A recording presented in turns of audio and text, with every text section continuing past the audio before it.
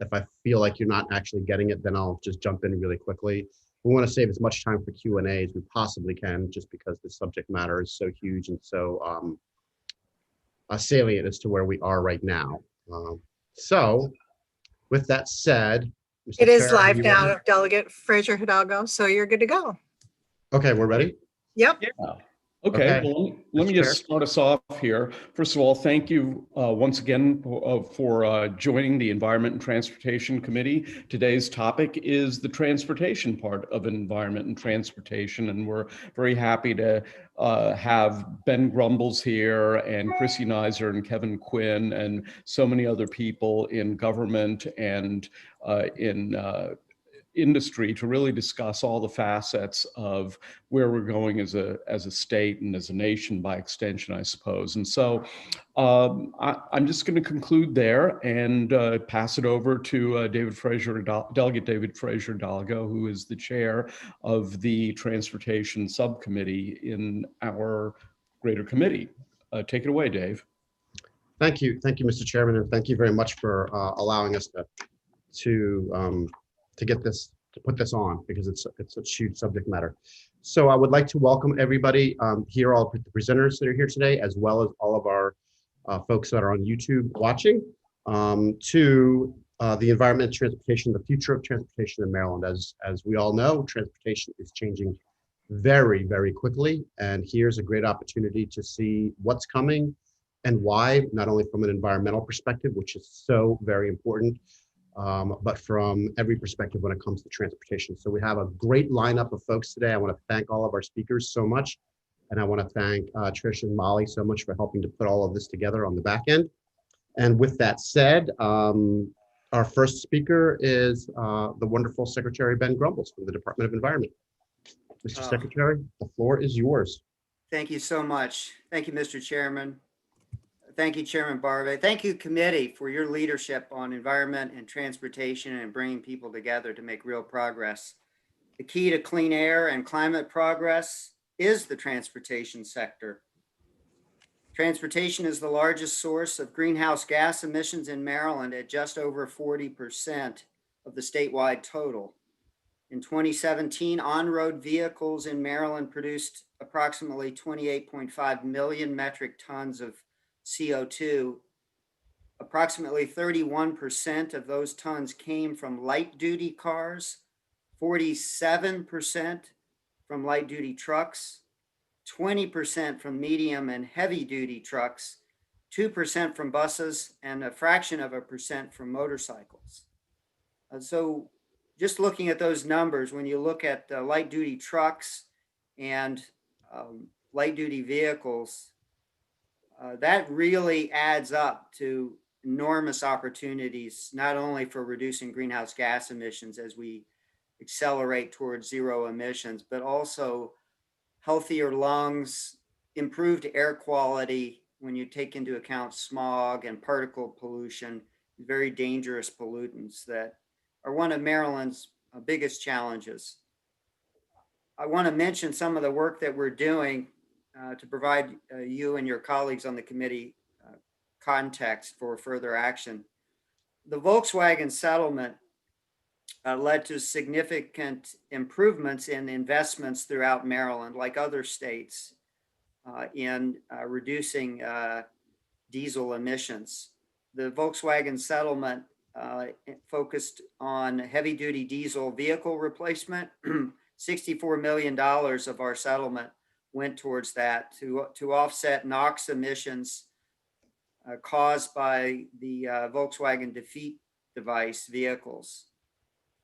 We've achieved, Maryland Department of the Environment has achieved over 3,100 tons of NOx reductions lifetime, far surpassing our goal.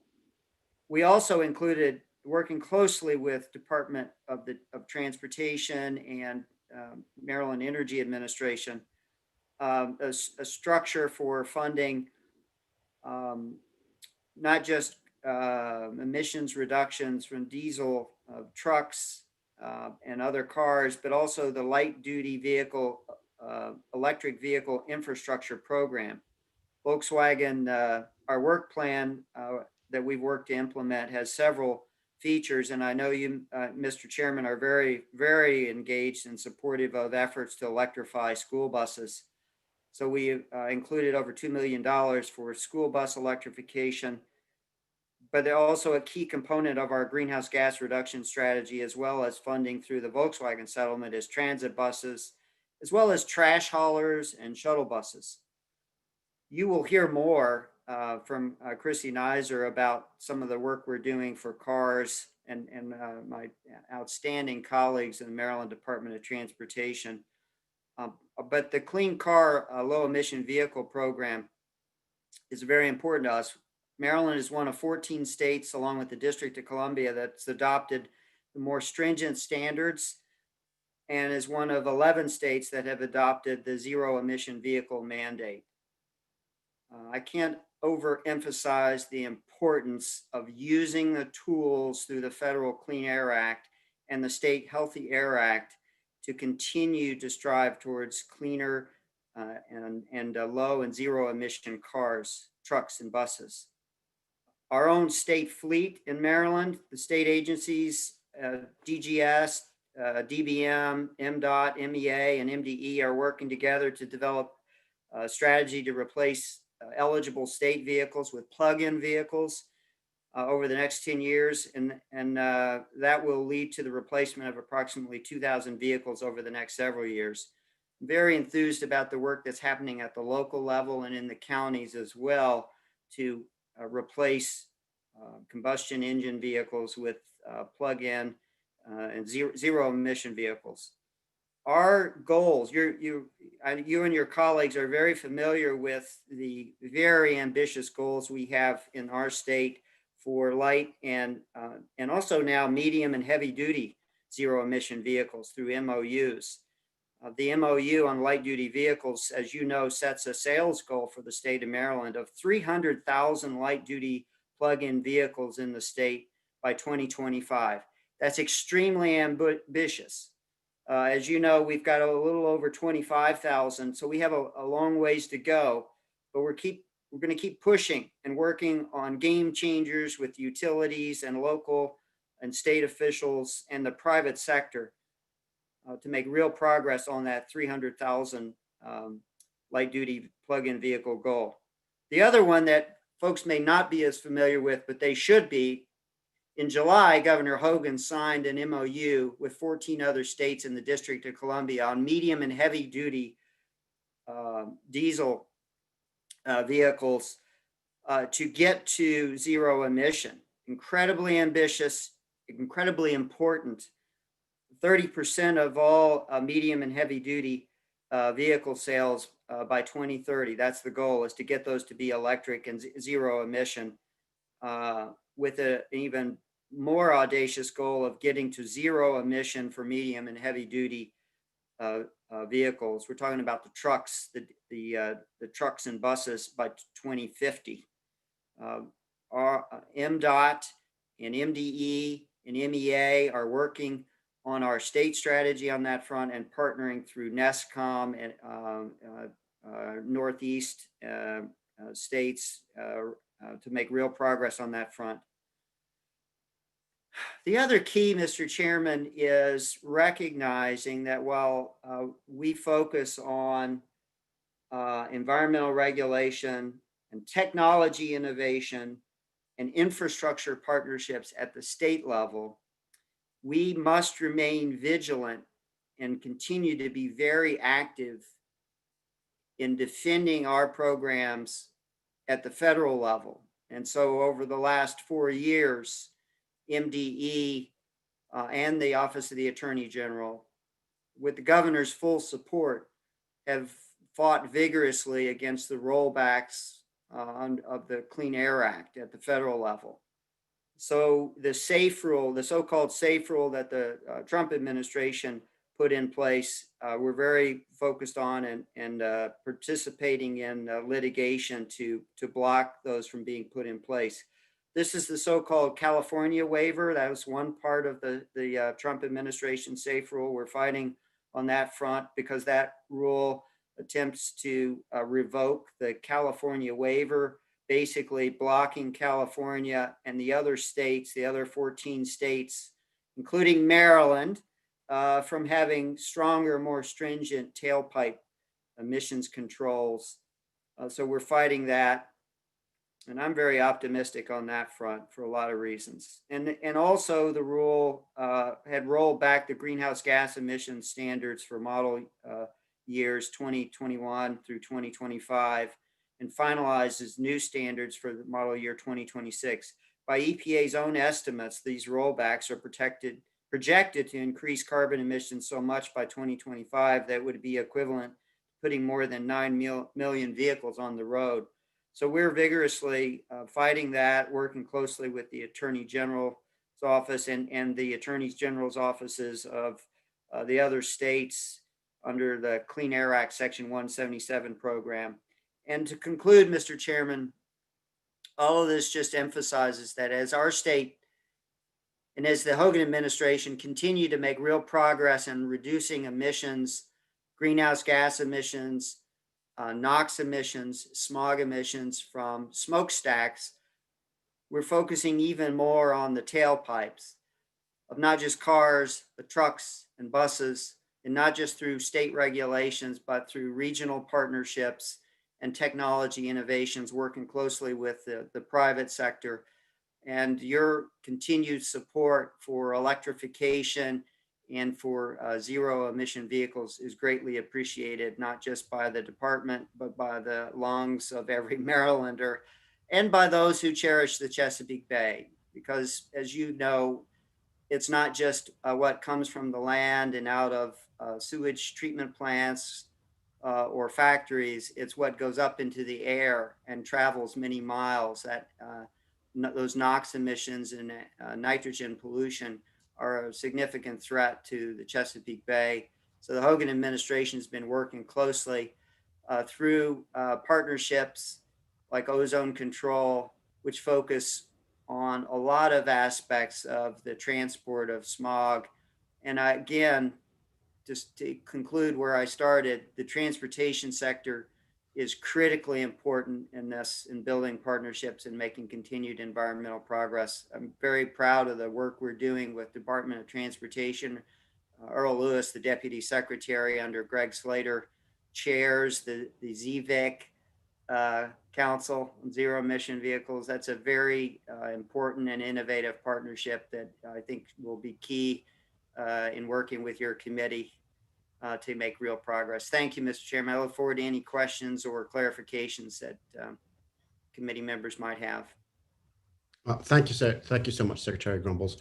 Our first question, I think, is Delegate Ruth. Thank you so much. And thank you, Mr. Grumbles, Secretary Grumbles, for being here and for all your work in, reducing emissions and, moving us towards a lower emission future. The electrification and reducing vehicle emissions is so crucial, but even electric vehicles come with an environmental impact when you look at things like lithium, which has to be mined, and that mining has an environmental impact, and in the long term may not even be sustainable. So are we looking in the long term, at moving past the electric vehicles' reliance on lithium, or how we can address that sustainability for long term? Yes, we are, Delegate, and that's exactly the type of question people need to be asking for sustainable materials management to support cleaner vehicles, zero emissions. So we are looking at that. We've met with a few companies that also are looking to find innovative ways to recycle and reuse the lithium-ion batteries. But looking to alternatives, the Energy Administration, the Department of Transportation in particular are looking at the partnerships on that front. It's always important to identify potential bottlenecks or speed bumps or weak links in the process. And I think you've hit on one of those, is we've got to figure out ways for national security purposes and also environmental sustainability, look beyond the lithium-ion batteries to other strategies. We are, and also with a business perspective, looking at nor are there companies that might have alternatives that would be interested in locating in Maryland, since we are putting a real emphasis on clean transportation. And ion batteries actually finding environmentally sustainable alternatives is key. Thank you. Thank you so much. Okay, great. Secretary Grumbles, if you could just hang on for a little bit longer. I know we have Sure. Chrissy Neiser is going to speak next, and then I think it's a really good time to clean up on Great. any questions, because it's going to throw a pretty big net. So Administrator Neiser from the Maryland Department of Transportation, thank you so much for being here. It's wonderful to see you again and to really get deep into the subject matter, because I know we've been dealing with the zero emission vehicle mandate and the MOU for years in the committee and in the subcommittee. But I think this is a great opportunity for the committee and the subcommittee to really dive deep into really understanding, the emphasis of this issue. And so please, you're on. Thank you so much. No, thank you. I appreciate it. I appreciate you organizing this, as well as the chairman and your leadership certainly in this area. And thank you to Secretary Grumbles, who is a great partner, along with his teammates at MDE as well as MEA. So I'm going to share my PowerPoint presentation.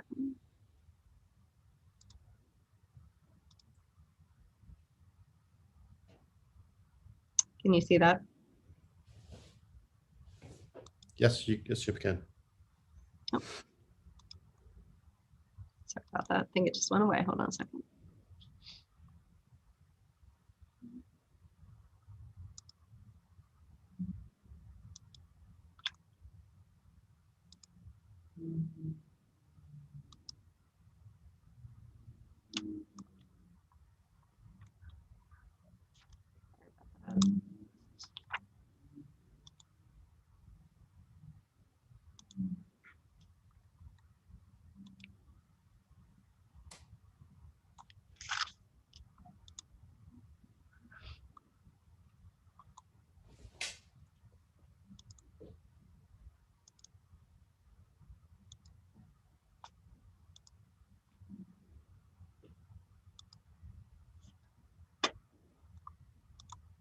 All right, is that good? Yep, looks great. Great, Thank sorry you. about that. Okay, so I want to start off and provide a little bit of that context that Delegate Fraser-Hidalgo was talking about. So obviously it starts back in 2007 when the Maryland legislature adopted the California emissions standards, and those obviously were effective in model year 2011 and newer. Also, it was the same year that Maryland Commission on Climate Change was established, and so certainly a banner year. But I think this chart is important because it shows the continued progress that was made over time, from the fact that Maryland first joined the 7 other states, which have now grown, to signing that ZEV MOU, and really establishing action plans. You see 2014 was a big year for that, as well as the 2018 recent action on the MOU. And so I think this chart is important in showing the progress that has happened over time, and the continued move forward to make sure we're doing everything we can to protect the environment. I want to talk a little bit about the Electric Vehicle Infrastructure Council, as referenced by Secretary Grumbles, that was established again by the legislature in 2011. It's great in that it has diverse representation, not only state agencies, but our utilities, private entities, ZBIC advocates, and public representation. In 2019, the function or the scope was added for fuel cell electric vehicles, and so now you'll hear it called ZBIC. I will say that it's really an effort that's been regionally recognized, and I think the approach, really the collaborative approach, is a great step for the state. Shows that we're all working together for the same goal and to reach the accomplishments that are important to all of us. And that is chaired by our Deputy Secretary Earl Lewis, who's a strong advocate in that regard. So you can see on the right-hand side of this chart, there are priorities that the group establishes. You can see what those are for the coming year. Includes from education and outreach, diversity and equity, to continue to promote those ZEV infrastructure incentives for light, medium, and heavy duty vehicles. Also wanted to show the alternative fuel corridors and signage. Obviously, that designation process is something that MDOT leads with the Federal Highway Administration. And so, you know, the fact that there are 21 electric vehicle charging corridors from urban areas to suburban areas and more rural as well. We know that there is anxiety for folks when they are potentially purchasing a vehicle to make sure that they have good access to charging stations and they have good access to making sure they get where they need to be. And so whether it's the signage, whether it's the route designation, all of these things are important from an infrastructure standpoint to make sure that folks feel comfortable that they have the sources that they need to get that electric vehicle. We're also working very closely with the Public Service Commission in terms of charging stations and the ability for the utilities to be able to move forward in that regard. So again, that we make sure that we've got the capacity that's needed for those owners of the electric vehicles. Wanted to show the registration, and those numbers were referenced earlier. These are the most up-to-date numbers. So you can see we're up to 28,575. So the number has grown a little bit over the last several months. We certainly cherish every additional vehicle that's registered. And so I'm glad to see that. Certainly we do have a ways to go, and we recognize that in terms of the goal that the Secretary identified in terms of 2025 with 300,000 vehicles. But we do believe that we continue forward progress, not only as a state and the policies the state are adopting, but I think we hear from some of the manufacturers later on in terms of the additional types of vehicles that will be out in the marketplace. And you know how technology has just really continued to move forward in that regard. One of the things that I know has been a topic of conversation in the past for this committee is the tax credit program. So I just wanted to give a little bit of an overview to what that looks like. It has been in various forms throughout the year. Legislature has adopted different limits and those kind of things, size of battery at one point, different ways of doing that. I will say last year with the session, the unusual session, obviously we had the legislation was not reauthorized. So currently we do not have a tax credit program, but I did think it was important to show the committee the number of vehicles that have been helped in prior years by that credit. So you can see that documented on this slide as well. I want to talk a little bit about connected and automated vehicles, and you may say, why are we transitioning that topic? And really it is because those vehicles are in most cases electric vehicles. And so, great question earlier in terms of technology and how is technology developing. Really, the future we believe of transportation is these connected and automated vehicles. And Maryland's really been a leader in that regard, establishing a vision for safe, efficient, and equitable transportation through connected and automated vehicles, with safety obviously always in the forefront. We have a working group that was formed back in 2015. Again, you'll see it's very similar to what was done with ZVIC, in that we've got a multidisciplinary approach, whether it's private sector, state, local government, all working together to really take a look at this emerging area. We've been fortunate with the academia and the research and infrastructure folks we have in Maryland, and we've been certainly taking advantage of their expertise and their input. We actually had a meeting yesterday, and I think we had as many as 170 people on that call. So great to see the interest. A lot of subgroups that are meeting, whether it's looking at issues related to law enforcement, whether it's looking at those technical issues, making sure the technology is safe. I'll talk a little bit about the permitting process we have in Maryland, as well as freight. And I know you'll hear from Louis Campion earlier. That's an important part of where this is going. It is good timing. We just released our strategic plan yesterday, and so you're kind of hearing the first of what that looks like. We wanted essentially a call to action in terms of this area that really aligns all the plans together for the state of Maryland. This is not a Department of Transportation plan. This really is a state of Maryland plan to help coordinate for CAV throughout the state, as well as our coordination that's happening at the federal level and with other state partners. So the framework at a glance, and you'll hear many of these consistent priorities, public education and outreach, similar to what ZVIC is doing, right? These are important areas to be educating the public on: planning and policy, early deployment and testing, infrastructure, and then workforce development. So we want to increase the transparency of CAV. We know there is a general distrust of the technology and where it's going, and so that's really critical. We want to ensure there's diverse audience when we're communicating initiatives and we're getting the message out universally. And we want to leverage existing outreach avenues. Planning and policy, obviously the CA working group provides that central point of focus. It establishes the goals and metrics, but that group is also looking at what are the barriers and how can we move forward. Cross collaboration and open data sharing are pivotal issues that we're looking at. Also making sure the data is safeguarded, right? There's a lot of data that comes from connected and automated vehicles. How are we going to keep that data safe and make sure it's not getting into the wrong hands? Making sure manufacturers and folks in the private sector feel comfortable sharing the data with the state, which is very important to us from an infrastructure standpoint. So all of those are really key policy issues. Early deployment and testing, and I'll go through a few of the pilots that we're already doing here in Maryland. We want to continue to grow that. We want to look at freight opportunities. We want to leverage our academic partners throughout the state and establish non-traditional research partners as well. Infrastructure obviously is critical in everything we do. So what is required? What infrastructure is required for these vehicles?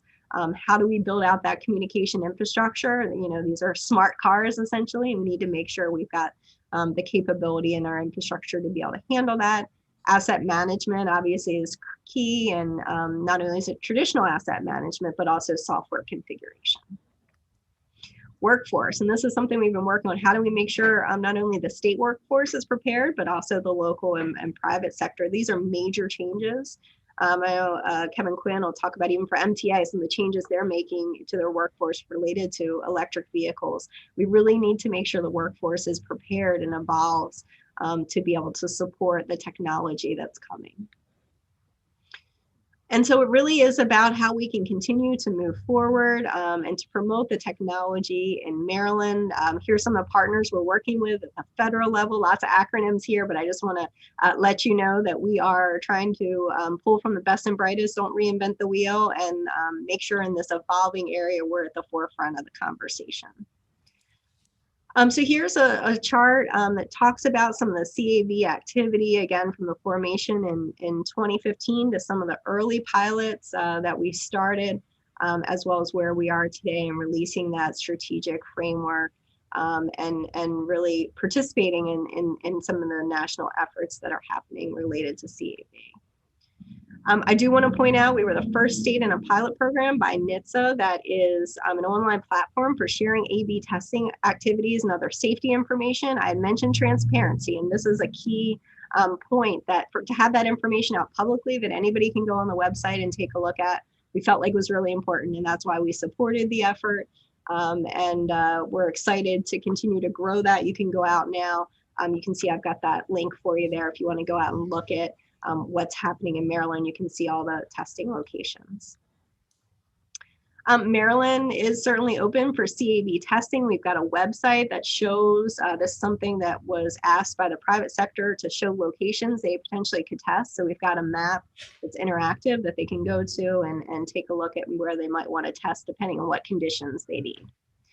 We've also established an expression of interest that allows folks to say they want to collaborate with us. It's right online. They send us information. Sometimes they want to test, sometimes they just want to have a conversation. And then we've got a highly automated vehicle permit, which is required for anybody to test on a public roadway. It does have insurance requirements. Obviously, they have to self-certify the vehicle's safety. And then we do, after a full review by our technical committee, offer a unique permit for each vehicle. That permit is visible by law enforcement. That was something that was identified for us as really critical. Again, this process is something that's been looked at as a model throughout the country. So here's some of the two pilots that are currently going on. Hopefully you've heard of these companies before, but Local Motors did a pilot at National Harbor, but they're also testing in Montgomery County with robotics research, both really good efforts. Again, the National Harbor got to expose some of the general public to this, and that kind of shuttle, low speed, last mile solution application. Steer is another really interesting company, woman owned, from Howard County, got some seed startup money and really done great work in terms of autonomous parking. They are working with MTA as well as BWI and what that looks like to make a better experience for the customer. So here you see two really interesting, I think, models of what that connected and automated vehicle technology could do to help us moving forward. One thing I wanted to touch on is low speed vehicles, and that's something that this committee's been interested in. You've gotten a lot of bills in this regard. We have adopted regulations within the last few years that enable us to regulate those low speed vehicles that are overweight. Haverty Grace was the most recent one you probably remember. And so we have now a process in place through regulations. I'd be happy to talk about more, but wanted to let you know that did move forward over the interim. And so there are a lot of local jurisdictions that are doing things. I just wanted to include that to give some of the locals credit for the great work they're doing. And we are working in close partnership with them. So it's not only efforts at the statewide level, it also is really those local efforts that are going on too. Want to hit really quickly on truck platooning. That was legislation that we introduced last year. Unfortunately, again, as that unusual session, we didn't get it fully through the Senate. It did pass. I think 145 to 1 in the House.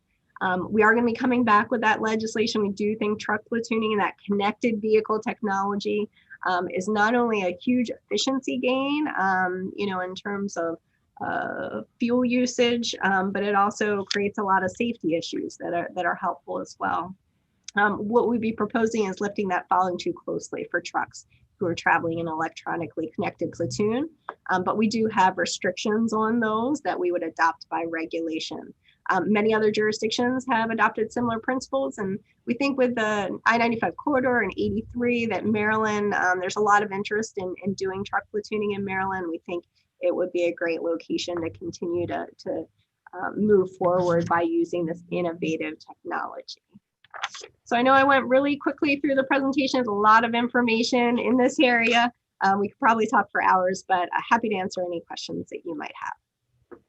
Okay, great. So just a couple of quick questions that I have. One for Secretary Grumbles, and then a couple for you, Administrator Nizer, and then see if we have some other questions. Secretary Grumbles, when you were talking about, actually, can we go back? There we go, thank you.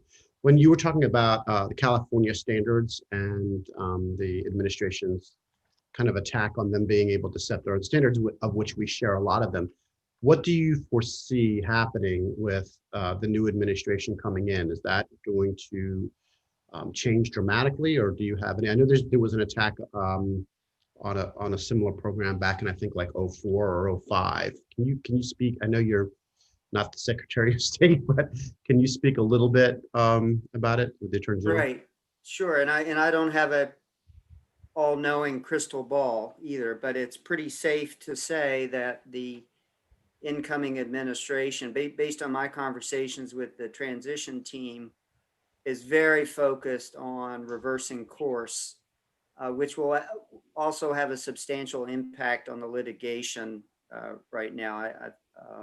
Withdrawing going through the process of withdrawing the prior rule is probably where they're going to be focused on, and and that's good news for California and the 14 other states like Maryland who felt under assault on the Clean Air Act. I also know that there's going to be a continued emphasis, not just at the federal level, but in the states. Maryland is a leader in the Ozone Transport Commission with 12 other states, and we're very focused on looking into potential tampering of trucks to remove some of the control devices, not unlike the Volkswagen defeat devices, right. But there's some tampering, evidence of tampering that has occurred in states, and we're looking closely at that level. And the focus, I think, on the administration at the federal level is going to be work with those states that are that have in place and have had in place for years stronger controls, and make sure that the federal government is not undermining those controls on greenhouse gas emissions from tailpipes or CAFE standards. So I think that's good news to look forward to in the coming years, and to ensure that the Clean Air Act provisions are not undermined at the federal level. Great, thank you. And for Administrator Nizer, thank you so much for the update. It seems like a lot of what we talked about preparing for this meeting was the kind of transition to electric vehicles. And then we ended up getting into a lot of really juicy stuff on CAV. So for those that that have more questions about continuously automated vehicles, I guess a couple of questions. Can you discern the difference between an automated vehicle and let's say a driverless vehicle? I've been getting some questions about that. Can you kind of talk a little bit about that? And then also on a follow-up to that, with the additional data that's going to be needed for these automated vehicles, is 5G important? Great questions. Thank you for both of those. And I probably should have gone through the SAE level of automation. SAE establishes industry-wide standards in terms of various levels, and that goes from driver-assisted technology, things that you might even have on vehicles today in terms of preventing you from moving Lane keep through assist. your lane assist. Thank you very much. And other features like that are great safety features on vehicles today, all the way up to 5, which is the fully automated. We don't have any examples of that fully automated solution. It is a ladder, it is a progression through that. And certainly different manufacturers or different stages of working through that. And certainly I can provide that for the committee as background information that might be helpful, certainly to have. But yeah, I mean, it is and then the connected vehicle technology, as you referenced, and 5G is a critical issue. So Maryland has been on record numerous times that we need to save that what's called the public safety spectrum for this critical technology use, this critical infrastructure use. There was a recent decision by the FCC in November that does cause some concern because it would allow some private technology to now be in that lower level of that spectrum. And we are carefully watching that to see how it develops. Obviously, with the new administration coming in, and potential changes in FCC commissioners, there might be a change in the policy position, but certainly Maryland has been on record that we need that spectrum to be able to communicate, as you said, the technology that is out there. We need that space in order to be able to share the information. Otherwise, we won't be able to enjoy the many benefits that come with the technology. Great. And the last question that I kind of had is a pretty broad one, so it's but I know folks have been asking, and that is when we talk about level 1, 2, 3, 4, and 5, all the way up to fully autonomous. Can you? I know it's a little bit of a crystal ball I'm asking you for, but people are asking. So, crystal ball, best you can. What are we looking at as level 4 and 5 as far as a timeline is concerned, and is there a relationship with the feds that we are working with? Can you speak a little bit about those two?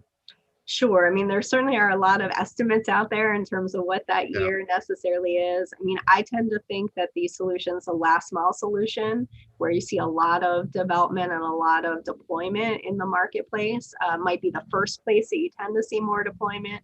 I think what we tend to say is it's going to be a lot of mixed use for a while, a lot of vehicles that have automated features in traffic with vehicles that don't have the automated features. And so that's something we think a lot about. In terms of a time when we've got these all fully automated vehicles in the roadway, I think that's many years to come, but I don't think it's many years until there are more of these technology solutions in the roadway. So right now we're talking about testing. You're talking about deployment, right? And that means that folks are out there purchasing these vehicles from dealerships and manufacturers. And that's why we're including them in the conversation with the CAV. As you said, I don't know that I have a magic ball, but I think the first thing to develop is going to be these last mile solution kind of technology. And we've talked about these personal devices that are out there as well that are moving forward. I think then you'll see more of that shared vehicle use.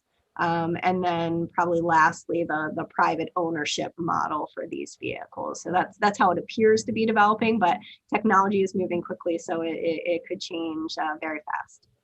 Right, so the rollout will happen probably fairly quickly over the next few years, but as far as the entire public fleet of vehicles, that's probably 15 or 20 or even 20. Exactly, So, at least I would guess. okay. If you think about the traditional time it takes just to turn over a normal vehicle, right? 7 to 9 years. Right. Any other questions for the Secretary or Administrator Nizer on any of these issues? Otherwise, we're going to let them go. No. Thank you both so much for this very informative presentation. We really appreciate it. Thank you so much. We look forward to seeing you virtually again in Thank you. less than 30 days. Thank you, appreciate it. Thank you. Okay, next we are going to hear, so we heard about the overall policy that the state is moving forward in. It's the policy work that we are all doing. And then now we are going to start to get into a little bit of what the manufacturers are doing, just to kind of give us a preview on what their timelines are and what tech they have. So we'll go through all the manufacturers and then we'll go through some Q&A after that, since all of them have their differences as far as their approach to autonomy and electrification and structure. So with that, the Mobility Climate Change Policy Lead for General Motors, Thomas Danique. Thomas, you are up. You got 5 minutes. Thank you so much for making the time to come here and present what General Motors is up to. We appreciate it. Sure. Well, thank you, and thanks to the committee for inviting General Motors to participate and giving us a chance to be here this morning. I'm just going to share my screen. I have a few slides that I'll run through here so we can follow along together. Like you mentioned, I'm a policy lead for mobility and climate change at General Motors, and in that role, I have responsibility for our policy considerations with respect to GHG emissions reductions and sort of urban mobility issues. Hopefully you guys can see my screen. Tell me if you have any issues with that, and we can adjust as needed. You're good. So just as background and context here, but I think many of you have heard this before, GM is in the midst of a major business and cultural transformation, with Mary Barra having set out this vision for the company 4 or 5 years ago now of helping to build a world with zero crashes, zero emissions, and zero congestion. And EVs and AVs are absolutely crucial to achieving that vision. GM is committed to an all-electric future in its vehicle portfolio. And you can see here in this quote from Mary Barra that we think GM has what it takes to put everybody in an EV as we move forward.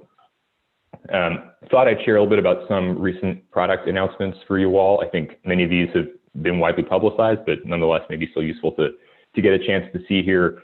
Our sort of all-electric journey really began with the Chevy Bolt EV, which made Chevy the #2 best-selling EV brand of all time in the United States. This is the first sort of EV for everyone, a long-range BEV at a price that's a bit more attainable for the mass market. The current version has 259 miles of range, but we've got a refreshed version coming out very soon here next year. Look for the launch of that in the new year. And that will be the first non-Cadillac vehicle to feature Super Cruise, which is one of these sort of highly capable semi-autonomous technologies that we're beginning to roll out into the consumer fleet.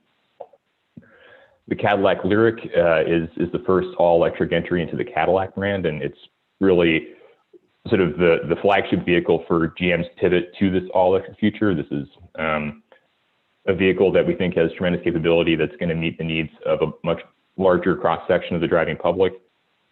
Long range, fast charging times, supervised remote parking, again, this theme of feathering in some advanced, highly autonomous capabilities into the retail fleet. And again, stunning design that we think is going to appeal to a wider section of the market. Most recently, you may have seen the announcement of the GMC Hummer EV. This is a Detroit-built all-electric so-called super truck. Again, the idea being here that we're trying to broaden the appeal of EVs across the portfolio and have an entry that meets people's needs, wants, and desires in every segment at every price point. The Hummer working to tackle a higher end consumer that's interested in super capable vehicles with a number of unique features. And we'll see initial availability of this on lots starting late next year. On the AV front, GM's strategy is really focused on shared use urban mobility applications, with the first principle being that all AVs should be EVs. What you see here is the Cruise Origin. This is the the so-called SAV, the shared autonomous vehicle that GM will build here in Detroit for deployment through our subsidiary Cruise in shared use urban applications, where we're already testing a modified Bolt EV that's now on road in California in driverless applications. But the Cruise will be absent driver controls, nothing like a conventional car, fire pit seating, they call it. People can look at each other inside the vehicle. And this is sort of the way that GM imagines AVs can be deployed first for public use.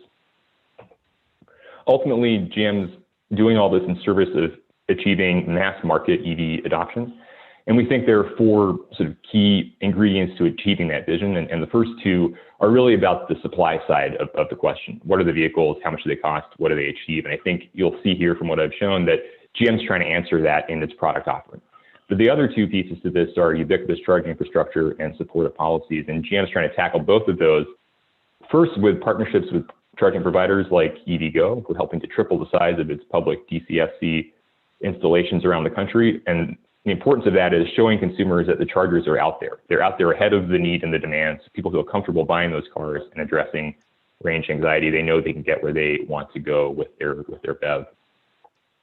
And on the policy front, GM continues to advocate for policies that accelerate EV adoption. And the great news is that Maryland is actually a leader in a lot of this through improving EV affordability with your consumer purchase incentive, recognizing that funding's been constrained lately, but the point is that was a simple, reliable, compelling incentive, and that kind of thing is extremely important in enticing consumers to make that switch from ICE to EV, avoiding unreasonable, disproportionate, punitive EV registration fees, providing additional ownership perks like HOV lane access privileges, and then considering sort of bigger picture tools that can help juice demand, if you will, for example, through fleet purchase requirements.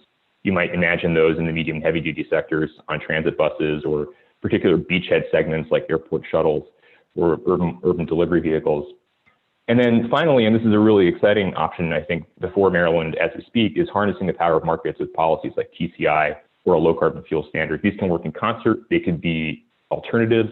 The point is policies like that help to push the entire market in a better direction and create revenues that can be invested strategically to keep building EV adoption through investments in charging infrastructure, consumer incentives, and so on. So GM continues to advocate for the use of policies like that to continue building the market and accelerating adoption more broadly. I think that brings me to the end of my time. I'll thank you again for inviting Jim to participate. Happy to answer questions. Thanks so much for listening. So thank you so much, General Motors, for being here, and thank you for your presentation. Really exciting what's coming about. So we'll hold for questions again toward the end. And next we have Zach Khan from Tesla. So Zach, take it away. All right. Let's see if my video will turn on. I don't know.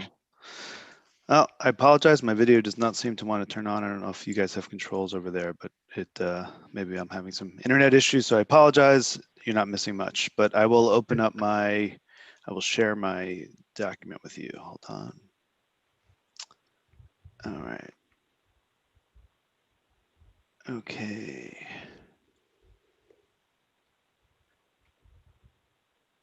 You guys see everything? We do. Okay, perfect. All right. Well, thank you very much, Delegate Fraser Hidalgo, for having me. Really have enjoyed this discussion so far and look forward to talking to you all about Tesla and what we are offering in the market in Maryland and our plans for the future and engaging in a discussion. So Tesla is a mission-driven company, and our mission is pretty simple. We want to accelerate the world's transition to sustainable energy, and we do so through our variety of products. So in this slide, you see, today I'm going to focus mostly on the first three, our electric passenger vehicles and our electric semi-truck, and then obviously our charging system as well.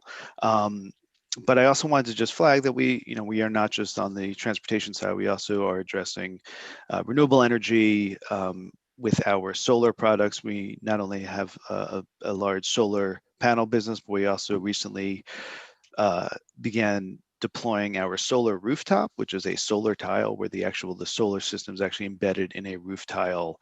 So you sort of replace your whole roof with a solar system, which is really exciting and is definitely something to watch for the future in terms of how this market's going to grow. Beyond solar, we also have a pretty significant energy storage business.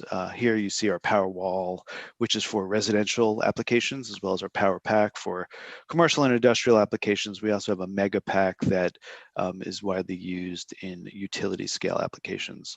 And all of this comes together through Tesla's developed software systems. So the key for what we're talking about today is EVs that we have on the road right now. So the last number I saw, we have about 14,000 electric vehicles in Maryland. That number is probably dated, so there's probably more on the roads right now. We have a number of sales locations throughout the state where we sell these 4 products that you see on the screen right here. So those of you who follow Tesla likely know that we started with our high-end as a Roadster, which was a expensive sport vehicle that really showed that EVs can do everything gas cars can do and do it better usually. And that sort of sparked the creation of this lineup of vehicles. So the first one, the white car there, is the Model S. That is our luxury sedan that has a 402 mile EPA range, which I believe is the first electric vehicle rated by the EPA, over 400 miles. And it is a luxury sedan, still quite popular, but it really launched Tesla in the commercial space. Next up is the first electric SUV, the Model X. Model X is a long-range SUV with a 370 plus mile range, which we're really excited about and has seen good pickup as well. And then our most popular vehicle, which is the Model 3, is the red car. Model 3 is really exciting because it was sort of the first EV in that $35,000 range that was able to achieve higher than 250 mile range, and is really the $38,000 price point is important because if you look at the numbers last year, the average price of a new car in the United States was $37,000 to $38,000. So this fits right in that market. Obviously, we and Elon said this recently. Our goal is to continue to reduce pricing and build even more affordable vehicles. Talking about a car at the 25,000 mile range or $25,000 range. So we are continuing to move that. All of our vehicles, and I'll get to the Model Y last, this year have seen price reductions. So as we continue to bring down our costs, we are reducing prices for customers. This year we saw the launch of the last car there, the Model Y, which is our crossover SUV. And we're really excited about that. This Model Y gets about 325 miles of range for under $50,000. It's bigger than the Model 3. It's spacious. It's got some new technology, the heat pump technology that's been really exciting in terms of making the vehicle even more efficient. All of our vehicles have 5-star safety ratings. The performance is tremendous. Everyone who drives them loves them. And we've shown that you can get high levels of range in electric vehicles so that you can essentially wake up in the morning and do everything you would need to do with your vehicle without worrying about charging up. Next slide. Okay. Next year, we're really excited to be introducing to kind of getting more into the truck market. These are the 2 products that we'll be launching next year, which is the Tesla Cybertruck on the left and the Tesla Semi on the right. The Cybertruck is Tesla's take on the pickup truck. Pickup trucks are most popular model vehicle in the US, but they're also some of the dirtiest in terms of pollution. Excuse me. So the Cybertruck certainly has some detractors. It is not your grandpa's pickup truck, but the initial interest in it has been through the roof in terms of pre-orders, and those are going to start being delivered this year. We have a single motor model with 250 mile range for under $40,000. And then we've got the double motor or the dual motor for 300+ mile range, and the tri-motor that's going to have 500 miles plus range. So you get all of the performance that you would get with a gas pickup truck, but you will have no emissions, and it's going to look pretty interesting. I'm really excited for the other truck there. That's the Tesla semi truck. I've been working in heavy duty vehicle electrification for about 8+ years already. And the semi truck is going to revolutionize freight movement in the US and around the world.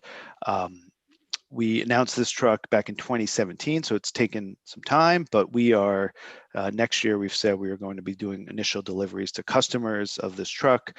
This truck is going to have, for the base model, we'll have 300 miles plus of range fully loaded, and our extended range version will have 500 miles plus fully loaded range for a semi truck. This means you can electrify virtually any truck in the United States for their duty cycle. Obviously, some long range cross country trucks will require significant infrastructure upgrades that we are working on, but most trucks that go out throughout the day to go, in an 8-hour shift, 500 miles is sort of the max they could be looking at. So we are really excited about getting these out. We were really thrilled that Maryland did sign on to the MOU, because it is essential that you get the policies in place to make electrified trucks, attractive to bring electrified trucks into Maryland.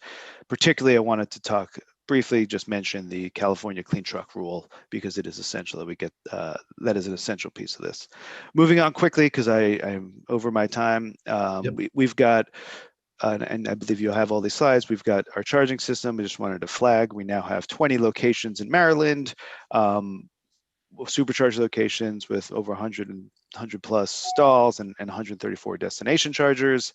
And then all that's just about charging, pretty self-explanatory. And then at the end, we have just, the seamless integration of our Tesla software with our vehicles is really important for our customers to be confident that they can get anywhere on an electric vehicle without worrying about charging or range anxiety. And I will stop now, and I apologize for going a bit over my time. Okay, thank you, Zach. And there are some questions. So if you just, as everybody else, just hang on, there'll be some questions for you to talk a little bit more. Sounds good. Thank you. Okay, and next we have from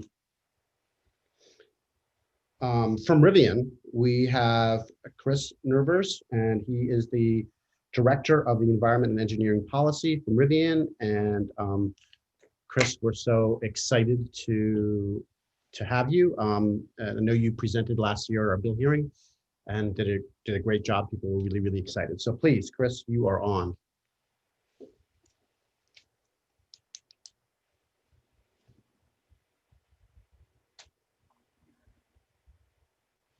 Right. Well, thank you so much. Rivian really appreciates the opportunity to speak today. I hope you can hear me and see my presentation.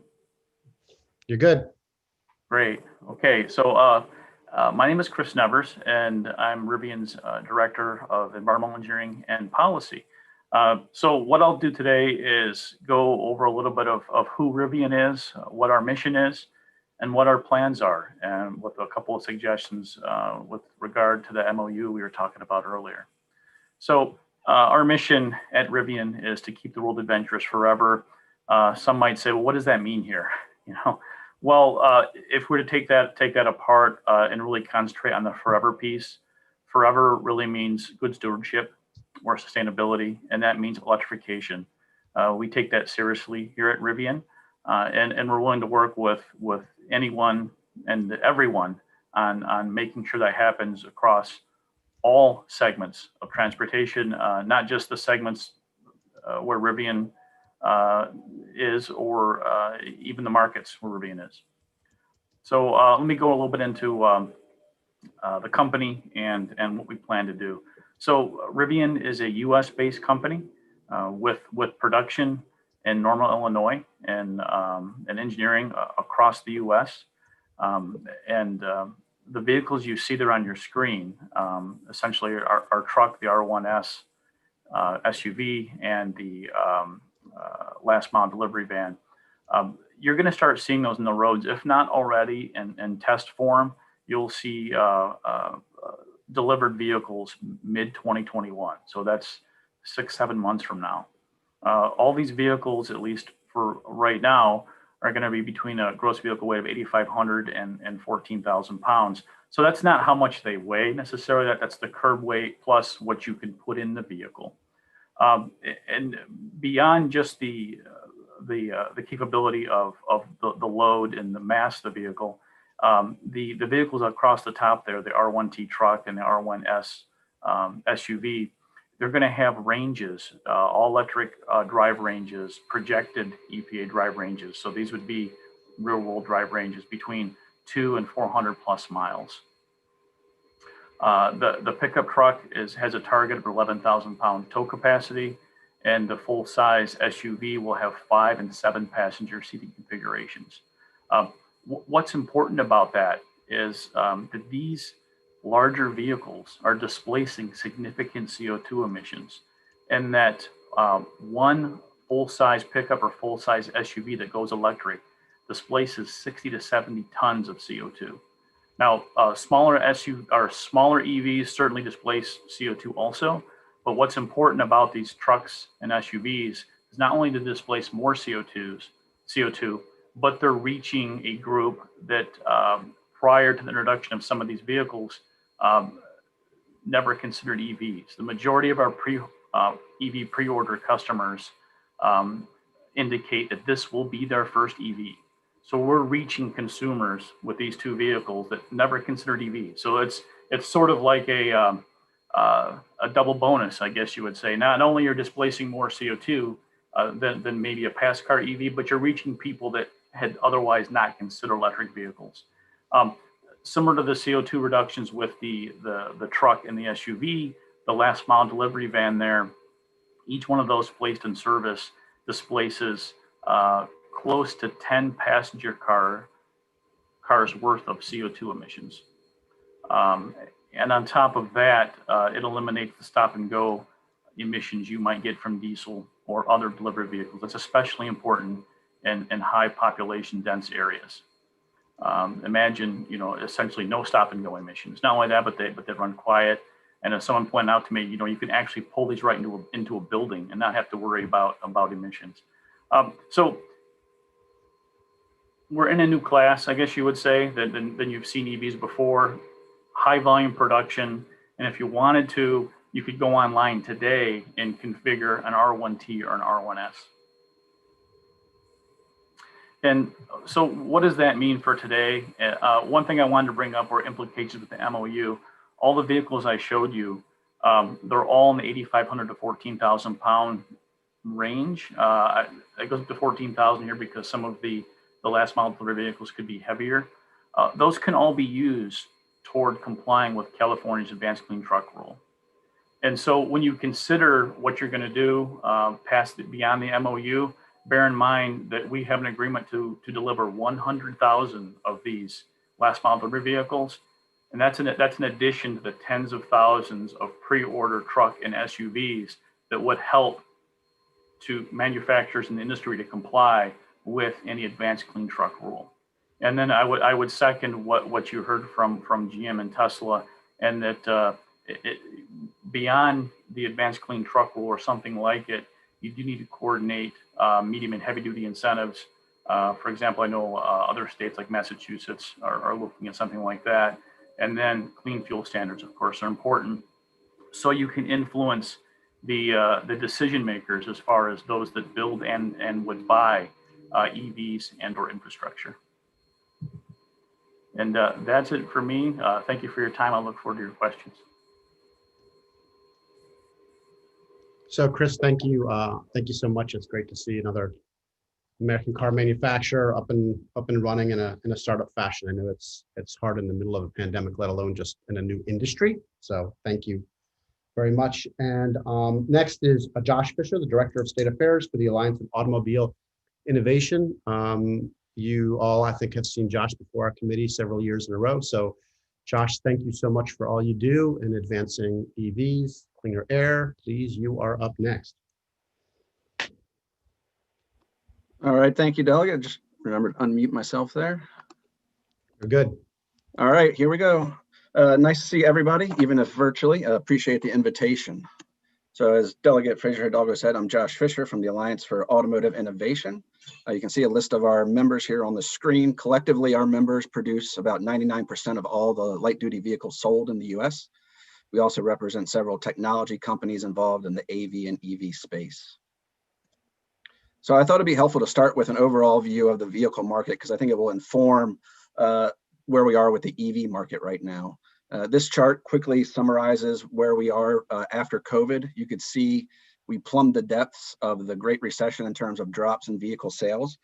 Overall, we're down about 17% over 2019 sales volumes for all vehicles. So that's about 2.5 million vehicles. That's a big hole that we're going to have to dig out of, and it really impacts EV sales and all vehicle sales. And Maryland was one of the hardest hit states with vehicle sales down about 33%, which was the third highest in the nation. Here you have a graph of zero emission vehicle sales since July 2018. Nationwide, EV sales generally account for about 2% of all vehicle sales. And within that category, battery electric vehicles are about 1.45% of that. And that's down about a full percent from 2019. And PHEVs are about 0.5% of all ZEV sales, and they're down about 0.6% over 2019. So what's really driving all this? I think this chart does a good job of summarizing the impact of gas prices on what we see in the vehicle market. So the trend in upward sales of trucks and SUVs, you can really see where it started, and that's when gas prices went below about $3 a gallon. And they've remained consistently below $3 a gallon. So since about September 2014, light truck sales and SUV sales really took off, and they haven't stopped because you've got the perfect combination of cheap gas, more fuel efficient vehicles, and that's kind of driven where we are in the market now. In Maryland, 66% of new vehicle sales are trucks and SUVs, and sedans are only about 33%. Now to the industry commitment, our members are all in on electric vehicles. Right now, we've got over 40 EV models in the market, 16 battery electric, 25 PHEV, and 3 fuel cells. The industry is also committed to spend $250 billion on electrification by 2023. But combined with that, we're also going to need support from states. We're going to need incentives and infrastructure, and that will make sure that more electric vehicles are going to be available for sale in Maryland. Here's a graph of what we expect coming to the market over the next handful of years. So about 2025, we expect about 130 electric vehicle models in the market.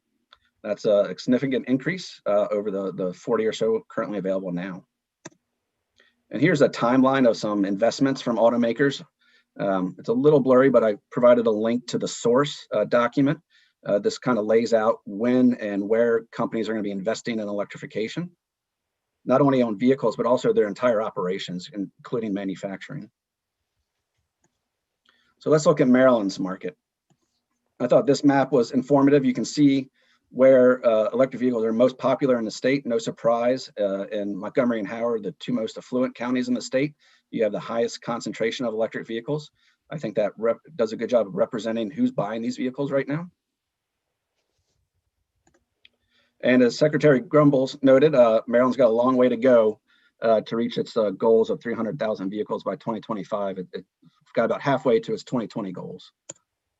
And most importantly, after the incentive expired in July 2019, you can see here the drop in sales. It was automatic. The last 6 months of 2019 sales were down. And in the first 6 months of 2020, you can see sales are down about 36% for electric vehicles in Maryland. And that's a combination of a lack of incentive and the impacts of COVID. But there's good news. The industry is committed to working with the states and Maryland to promote electric vehicles. And to do that, we're going to have to address costs, customers, and infrastructure. Broad electrification has to address all these issues. And Auto Innovators is developing policies to align vehicle deployment with supportive measures. So what are those measures? Auto Innovators supports incentives, infrastructure, fleet purchase requirements, low carbon fuel standards, updated building codes. It was also mentioned earlier, the Transportation Climate Initiative. That MOU should be going to Governor Hogan within the next week. We have sent a letter to the governor requesting him to sign on to the MOU. It's really going to be a great way to decarbonize the transportation sector, as well as provide funding for all these policies, because they don't come cheap, right? Incentives, infrastructure, it's going to cost money. And California is a perfect example of that. They've committed billions of dollars to their EV market, and that's why they have achieved the sales that they have. So we're committed to work to Maryland on the following policies. Purchase incentives, it's critical, right? We just saw the graph where sales dropped after the incentive went away. Programs to educate and encourage consumers to purchase EVs, state fleet purchase requirements, reduce tolls on HOV lanes for EVs. There's a broad list of policies here that Maryland should address, and we're committed to working with you and the state to achieve your goals. Because like I said, the future of the industry is electrified. We are all in, and so we want to work together to achieve these common goals. So that's my pitch for today. I appreciate the time again, and we're happy to answer any questions. Thanks again. Okay, great. So those are our manufacturers for light duty and passenger vehicles. Just a couple of points of order. For all of you, if you could please put your contact information in the chat, that would be great, because people are asking some questions that are very relevant, but they're slightly off topic, and I know we're kind of time crunched. Also, ADC is a nonprofit that has been before the committee. There's information in the chat on them. If you could, for our members and anybody else, they're always great to reach out to. And so I was going to do let's do a quick Q&A on the manufacturers, just to get them answered while everything is fresh in their minds, and then we'll go from there. Are there any questions for manufacturers? And I do have one quick question as to kind of a follow-up to Delegate Ruth's question about batteries. Can any of the manufacturers talk about what your battery development and or R&D manufacturing looks like? I know, because that wasn't able to be answered earlier, and it'd be great if anybody can chime in on that. Anybody? Sure, I'd be happy to start. This is Zach with Tesla. I mean, I think the key thing I would point people to is Tesla did a battery day. I'm blanking when it was, but maybe 3 months ago, 2-3 months ago. And the slides are available publicly, where we really talk about a lot of the work that we have done, not only to date, but also in terms of research and development and the call to action, so to speak, for pushing for much greater development faster of batteries for EVs. We've also done a ton of work in terms of reducing cobalt in our batteries, and also developing local and US lithium sources. So there's been a lot of work done on that that's highlighted there, as well as some of the technological breakthroughs that we've made, along with efforts to reduce the cost both from production, extraction of batteries. And I think the other thing that's really key is recycling these batteries, and Tesla's got a robust program to do so. We really don't think any batteries should ever make it into a landfill. There's just a ton of valuable material in those batteries that can be extracted and reused. And in our effort to be sustainable, that is something we are certainly very focused on going forward. Great, thank you. General Motors, anybody else? Josh, anybody want to comment on batteries? Yeah, I'll jump in. I'll just jump into. Go ahead. Sorry, Josh. No, go ahead. I'll be really quick here, just to say, Zach said all the same things. I think that I would say GM's really focused on this as a top priority, and ensuring that there is recyclability and reusability of those materials is key. And one of the ways to make sure that happens is to participate in working groups such as one that's been started in California, which is trying to imagine what the policy regime has to be to ensure that EV batteries become fully recyclable and reusable. And GM's taking a leading role there, I think, alongside many of the other manufacturers on this call. So that's a great example of how we can work together with government, academia, and others to ensure that we're introducing circularity into the EV battery ecosystem, if you will. And I think that's a model that could well be replicated in a state like Maryland as well. Thank you. Josh? Yeah, I'll comment on just the cost part of this. Broad adoption will not occur with electric vehicles until there's cost parity. And at that point, we won't need incentives and things like that. But until we reach that point, incentives are key because the cost difference in battery kilowatt hours has to get down to the parity point, which is probably expected to be about $100 per kilowatt hour. And I think right now the cost for battery is about $150 per kilowatt hour, roughly around there. So until we get that price parity, I think wide scale adoption is going to be difficult. And that's why, like I said, incentives and infrastructure are going to be key right now as a bridge to get us to that point. Right, Chris? Yeah, I would add one thing, and I heard Zach mention second use. All of our batteries right now, our battery modules, by the way, they're going to be assembled in Norman, Illinois, are designed for second use, such that even if a battery lasted 8 to 10 years, it would have 8 to 10 years of second life. Essentially, that second life helps to decrease depreciation as well. So not only do you have a closed system and extended life, but you're basically decreasing any depreciation to the vehicle because there's a known second life. Thanks. Right. Okay. And then just one last follow-up, Josh, because you brought it up. When we talk about price parity, I think it's really important to understand what the totality of price parity means. And that is that internal combustion engine vehicles, particularly fossil fuels, have been getting a lot of incentives for over 100 years. So when we talk about price parity, I think it's important to understand that to say that a particular pickup truck might cost $35,000 and then an electric pickup truck should also cost $35,000. I just want to make sure everybody understands that that pickup truck that costs $35,000, that's an ICE pickup truck, has been incentivized for over 100 years and is still incentivized as far as fuel costs are concerned.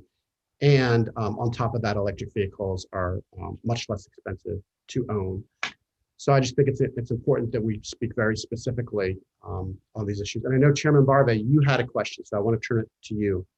Yeah, thank you very much. This is a question for Rivian. I noticed your Amazon delivery truck. Now, obviously, an electric truck is going to cost more upfront than a gasoline-powered truck today, at least. So, roughly speaking, because these these trucks use electricity, they don't require oil changes, and they have lower maintenance costs. What is the payback period to a business for purchasing a delivery truck like that? I ask because I'm the CFO for a company which may consider buying something like this. Well, that's a good question, and I can guarantee you that Amazon did the math. I don't have those numbers in front of me, but a lot of it does depend on what agreement they have with the utility and how they charge and maintain their fleet.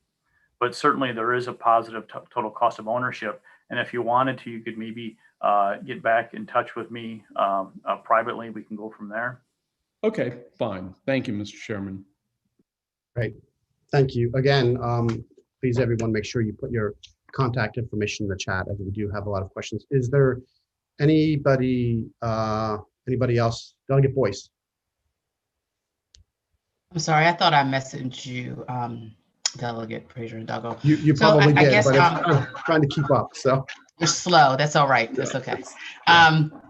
I think some of the question was answered, but I'd like to understand a little bit more as relates to cost parity, because clearly, I mean, the presentation shows those with, I'm sure, a larger capital or financing can afford these, right? And so when we talk about the increase of them, I just want to understand a little bit more why they cost so much. And I'm hearing it's because of the battery and because of the cost per kilowatt.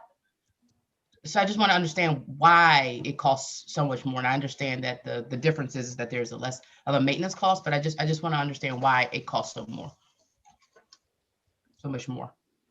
Sure, I'll jump in from a higher level. The components that go into making batteries are more expensive. It's a newer technology. So those component parts, rare earth minerals, the supply chain has restrictions. A lot of the minerals aren't widely available, and so obviously that impacts cost. So when we talk about cost parity, it's the upfront point of purchase cost. And right now, an electric vehicle is on average about $12,000 more than an internal combustion engine vehicle. As others have referred to, the after purchase costs, maintenance and service, are expected to be lower. And that's why consumer education is really going to be important, right? Because people are just going to see that upfront cost and be like, well, I can't afford that right now. They don't think about the longer term cost savings that they can experience with an electric vehicle. And so that's a plug for consumer education. And the industry is contributing money to the Drive Change, Drive Electric campaign in the Northeast states, which Maryland, I believe, is a part of, to educate consumers and promote electric vehicles. But high level, that's the answer. Just the components that make up the batteries are more expensive right now. And that's how we measure it on a kilowatt per hour basis. And I just add, I think one of the keys to driving down that cost will be scaling up the production of the batteries.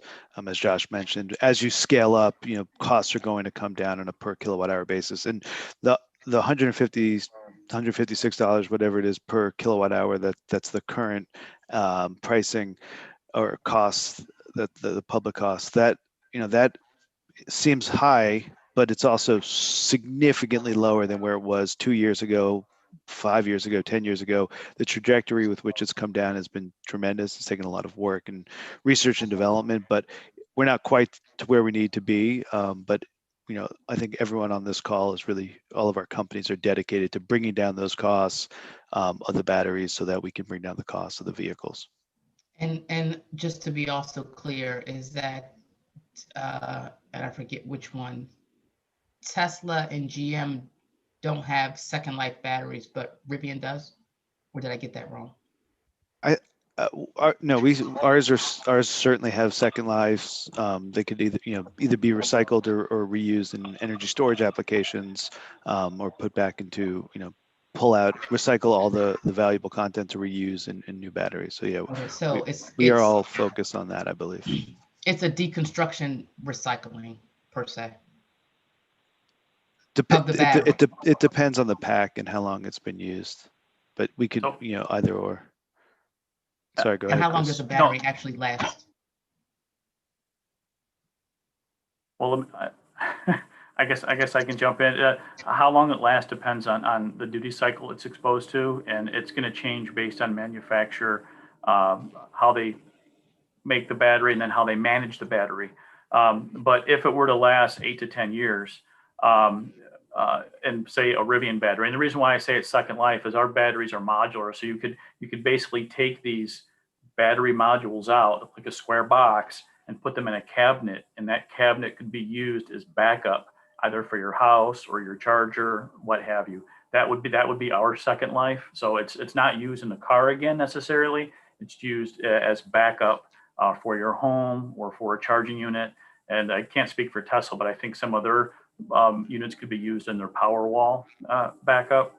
And as far as battery age, it really depends on how you use it. If you imagine if someone were to cycle it continuously versus park it in a garage and use it maybe 12 or 14,000 miles a year, and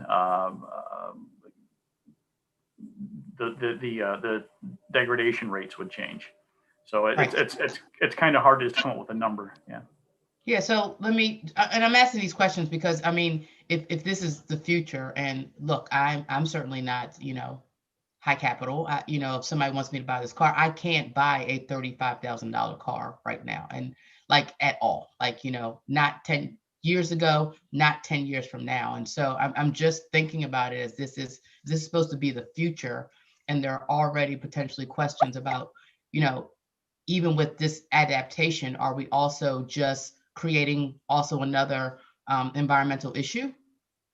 When we talk about like the battery and then the battery life and like how long is it used? And so, I drive my car maybe 5,000 miles a year now for the last couple of years because I used to walk to work. And even now that I do this, I can get around in other ways other than my car. So for something like that, for instance, like how long would a battery last if I'm only using it 5,000, miles per year? Is it like a manual car where like the longer it sits, the worse condition that it becomes, or it's better? So, when we talk about consumers and education, like these are the questions, because it is so much different than, my gas powered car.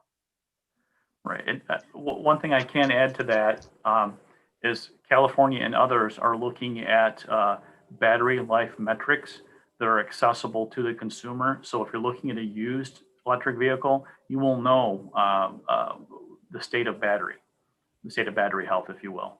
And California spoke to that in their Advanced Clean Car 2 workshop. So we expect that will be a requirement going forward. And certainly, I believe on our vehicles, you'll be able to access as a customer or a potential used car buyer, the state of health of the battery, so it's not a surprise. You know exactly what you're getting. And if I can just add very quickly, Delegate Boyce, these are really good questions. And I guess I just want to say, and I think I can probably speak for all of us when I say that industry has every expectation that EVs will be a better ownership experience in the end than a conventional vehicle. And that means that the battery is going to be there to serve your needs as long as you own that vehicle. And ultimately, then from an environmental perspective, that battery has capacity to be reused and repurposed when it's no longer fit for vehicle use, but still has plenty of life left in it to do a stationary storage job, for example. So I think while Chris is right, it all kind of depends, and it's hard to put a number on it specifically. The general concept is I think these cars will be there to serve everyone's needs robustly throughout their lives, and there shouldn't be any kind of ownership experience change versus what you're used to today, except in a positive sense where you're maintaining the vehicle less often, it's cheaper to operate, your fuel is cheaper because you're plugging it in, not going to the gas station, and so on. This is all a positive story, I think, for the most part. Thank you. Thank you. Yeah, and Delegate Boyce brings up, I think, a lot of good questions, and I look at it from kind of a historical perspective, and I feel like we are today in the revolution or the evolution of transportation. Hence, this looking forward as to where the country was in the 1870s, 1880s, 1890s, industrial revolution, pre-World War I. It's kind of an amazing time to watch the development. Delegate Ruth, did you have a question as well? Yes, I did. Thank you, Mr. Chair. When my husband and I bought a car in 2017, we looked at the EVs and we ended up deciding to buy a hybrid because we, at least pre-pandemic, several times a year drive up to New Hampshire to visit our son, and which is about a 600-mile trip. And you all highlighted the advances in range and charging times. It's all very exciting. It seems like progress is being made. I think if I remember right, the Tesla truck has a range of something like 500 miles. Although I don't know if that's because the larger footprint of the truck allows a higher capacity battery. So, it's important, obviously, for adoption, for people to be able to drive where they want, when they want. And so what are the prospects for either batteries that will last for a cross-country trip or, charging that won't disrupt a trip too much in terms of time? I could take a first stab at that. And I had to rush through a bit on the supercharging piece of my presentation. But that's one of the things Tesla proactively did, is to go out and build a supercharging network.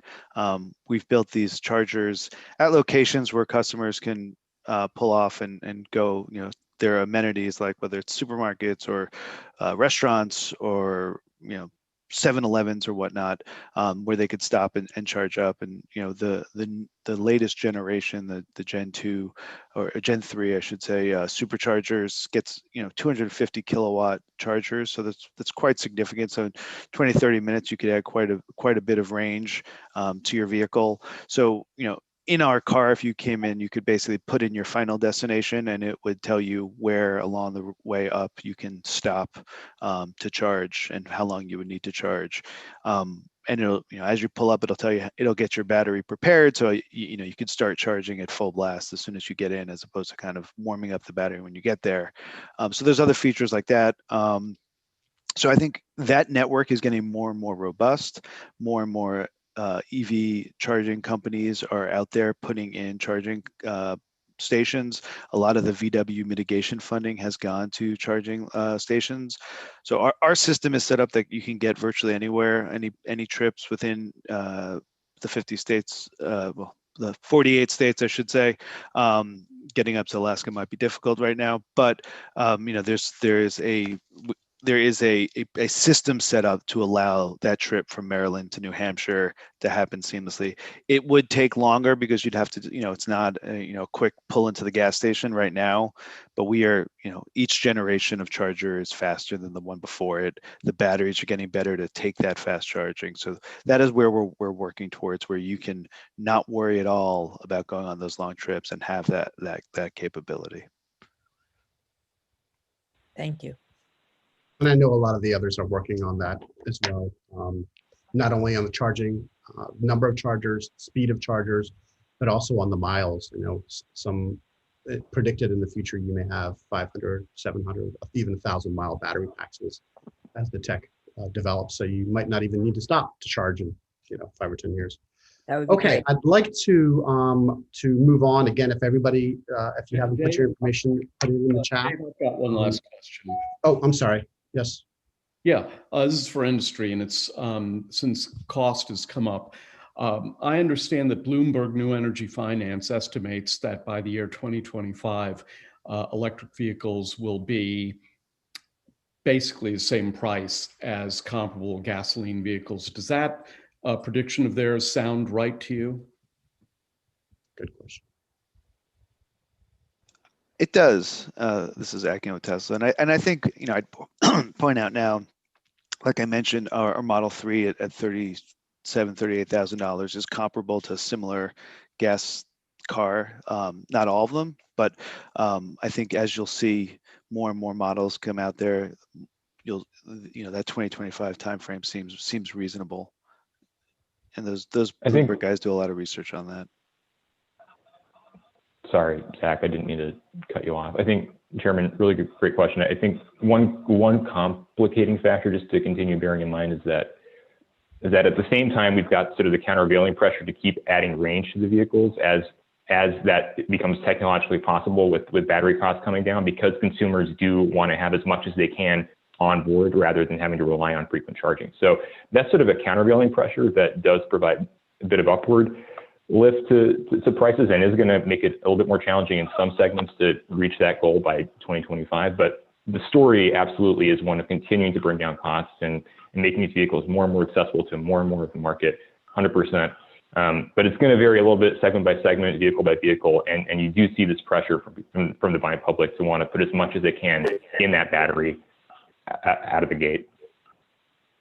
And I would add one more thing to that, another caution, and that nobody wants yesterday's iPhone, and that means that all other things being equal, that's just not going to happen. So tomorrow's EV, it's going to go way beyond today's ICE or even today's EV. If you look at, for example, all the autonomy features that are being added. So yes, the cost of vehicle might be going up, but how they're being utilized, hopefully in the future will just blow your mind. So you'll more than get your money back on total cost of ownership. But it is hard to predict those things. Certainly you can do gross projections based on EV costs, or EV battery costs, but maybe not total vehicle costs. And one other point to note, just that's going to be an exciting development, is just the development of the used EV market. I think 2/3 of cars that are purchased each year are used. So getting more and more EVs that are on their second or third owner will really expand the number of people who have EVs and can see them. But I think as these initial deployments go out, you'll start to see more and more robust used market begin to take hold as well, which I think that's what I did. I bought a used EV. Yeah, and I think too, I mean, we've had some conversations, and I think we need to have more conversations about figuring out how to incentivize the used EV market. That is a really huge piece that I've worked a little bit on the last couple of years, trying to figure out how to make that work. And I think that's a really big piece to get to Delegate Boyce's questions and a lot of questions. I mean, we incentivize the new ones, and I know incentivizing the used ones can be more complicated in some ways, but I think that's something we need to really wrap our heads around. So if that's all right, I'd like to move on. We have Administrator Kevin Quinn from MDOT, who has been so wonderfully patiently waiting for us. I appreciate it so much. He does such great work, and I know we worked on some bills last session that just kind of imploded because of COVID. And so, Administrator Quinn, you're on. Thank you again. I appreciate it. And thank you everybody that came and already spoke. Thank you. Please make sure you leave your information in the chat so that folks can reach out to you. And again, Administrator Quinn, please. All right, great. Well, thank you. Can you all hear me okay? I was like to do a check before I get like 5 minutes in. You're great. And everybody tells me I'm awful. So, Chairman, Vice Chairman, delegates, members of the committee, thank you so much for having me. Really excited to talk about this really exciting topic of electric buses at Maryland Transit Administration. So let me see what I can do to share my screen here. And we'll see. This is always a miracle when this happens. All right. Can you all see that okay? You're good. Wonderful. Okay, so I've got about a dozen slides here. I'll try to zip through them, but you know, the gist of the conversation here is we're really moving towards electric and automated vehicles at MDOT MTA. Just talking broadly for a second, you know, regarding zero emission vehicles and connected autonomous vehicles in the transit industry, we've really seen rapid growth in the industry with about 2,500 battery electric, about 100 hydrogen fuel cell buses that have been manufactured to date. A lot of those ZEVs today are pilots. There's only a handful of 25 plus deployments. And I say that because keep in mind that we have a fleet of about 750 buses. And so, you know, those mass deployments are important to us. We're excited about the Biden transition and some of the commitments that have been made, providing every American city with 100,000 people or more residents with high quality zero emissions public transportation options. That's great. I want to keep in mind some lessons learned. I'll talk a bit about that, some challenges that some transit agencies have had with their ZEV deployments. SEPTA has a fleet of about 25 electric buses that have been out of service about 6 months. They've had some issues. New York City Transit has faced some electric grid issues, some issues with their bus depots, and so some good lessons learned for us here in MTA. And some of those first automated transit buses are just emerging. In order to kind of get our hands around this, you know, we did our own zero emissions vehicle bus study that really focused on how do we get to 50% of our bus fleet transition to zero emission by 2030. And some of the considerations for us, one is technology, really comparing electric and hydrogen fuel cell costs and capabilities. Taking a look at service, whether current technology can support the bus routes that exist today. And I'll dive more into that. Charging, while we talk a lot about vehicles, I will tell you that there is just as much cost in our facilities, in bus storage and maintenance facilities, and whether they can be retrofit successfully for zero emission buses. And then there's also phasing and financing, keeping in mind that we are a 24/7 operation. We cannot just kind of shut down one of our 4 bus divisions and say, we're going to focus on making this ZEV ready. We've got a whole city to continue to provide transit for. So from taking a look at our technology options, you know, what we really found is that battery electric buses are currently just more practical, we believe, than hydrogen fuel cell due to lack of hydrogen fuel access and some fire safety requirements. I noted those numbers of about 2,500 battery electric buses and 100 fuel cell buses, but there are some varied performance and reliability concerns that exist. I'll note that back in 2018 and 2019, we had 3 battery electric bus manufacturers come to MTA and we did some testing. And I'll note that some of the issues you note here with hot and cold weather, heavy passenger loads, topography, battery decay, some of those things we experienced with those tests that we did. But battery capacity is rapidly growing. We had just had a great discussion on that, which I really appreciated listening in on. But we do have a variety of weather. We are not just sort of a standard climate. We're not Hawaii where it's like 70, 75 all day. We have a variety of weather, and Baltimore is a pretty hilly place. And so we got to take that topography into account, but technology is evolving rapidly and we want to be as flexible as possible. I know this is a really small chart, but I wanted this in here graphically.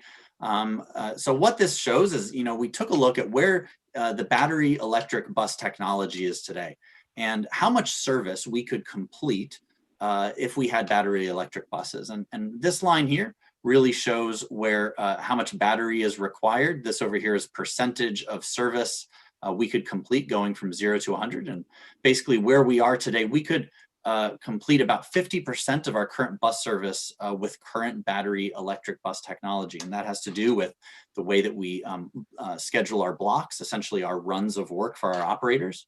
And it also has to do with the amount of battery required. And so out here is a projection of 2030, the kilowatt hours that would be required to operate that. And so while we can only do about 50% today, what we're looking at is that if battery advances continue, the buses we'd be able to purchase in 2030 will likely be able to run nearly all of our service, but that's not where we are today.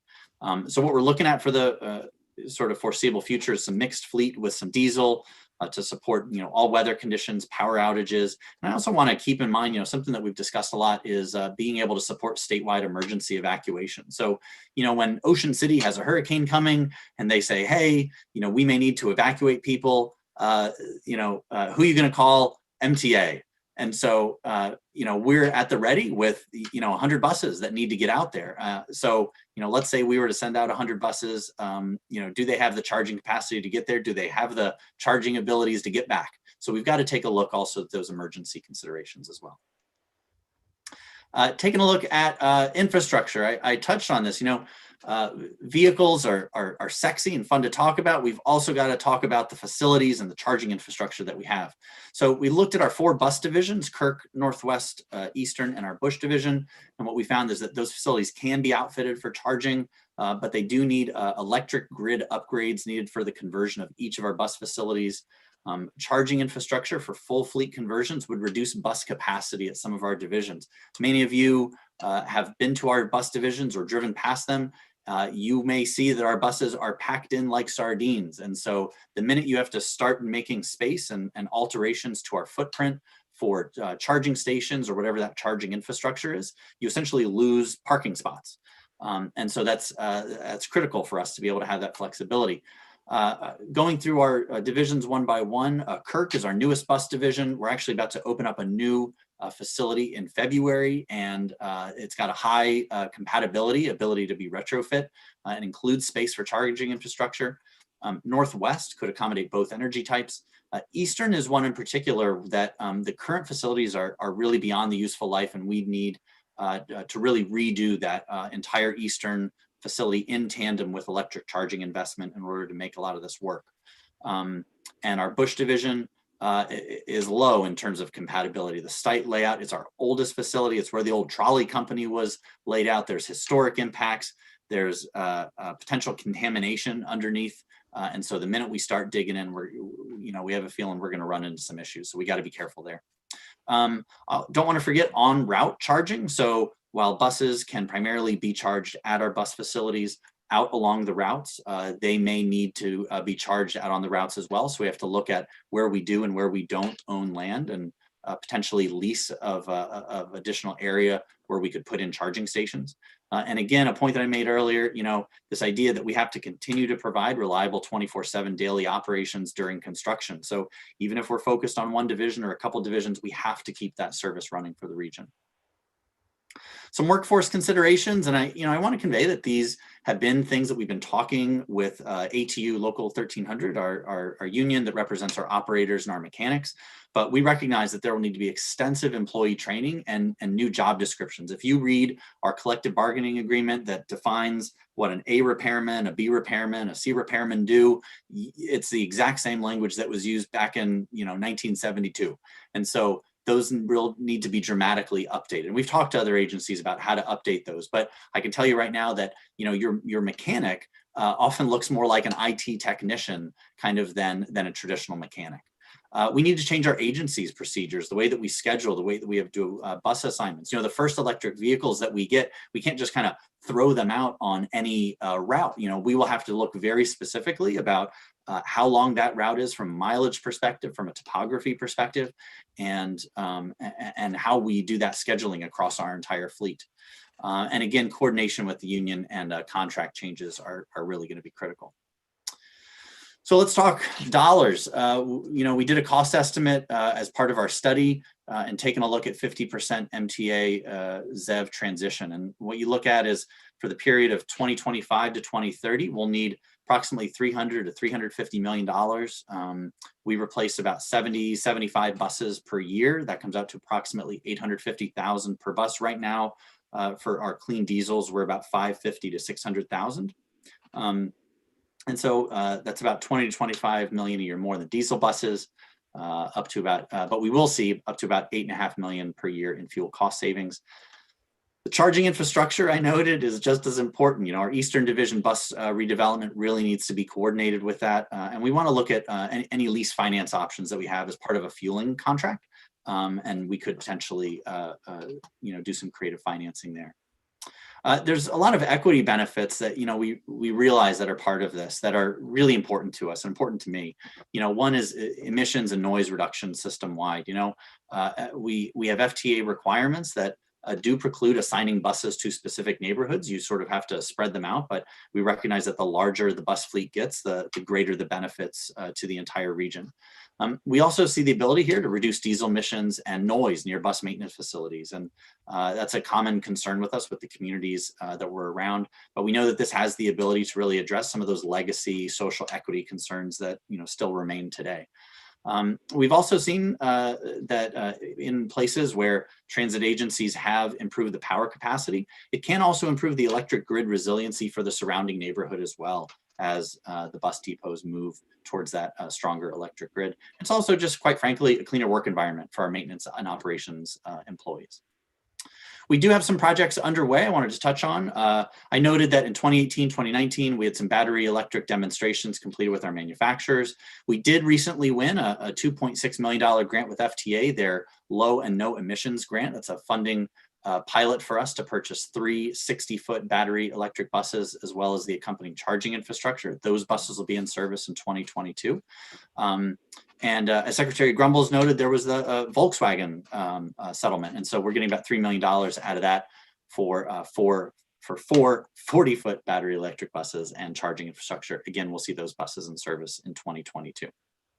We're doing some, while we talked a lot about the electric vehicle piece, we're also doing some CAV research and development and testing.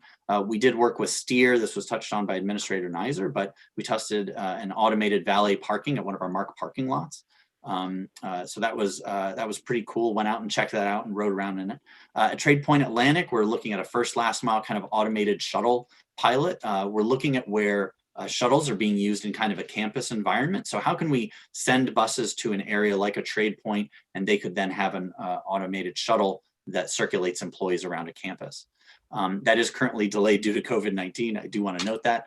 We do have a pending grant application for an automated connector between Penn Station, Cultural Center Light Rail, and our State Center Metro. That could be very cool. And we're, of course, participating in the MDOT CAV work group. Last slide.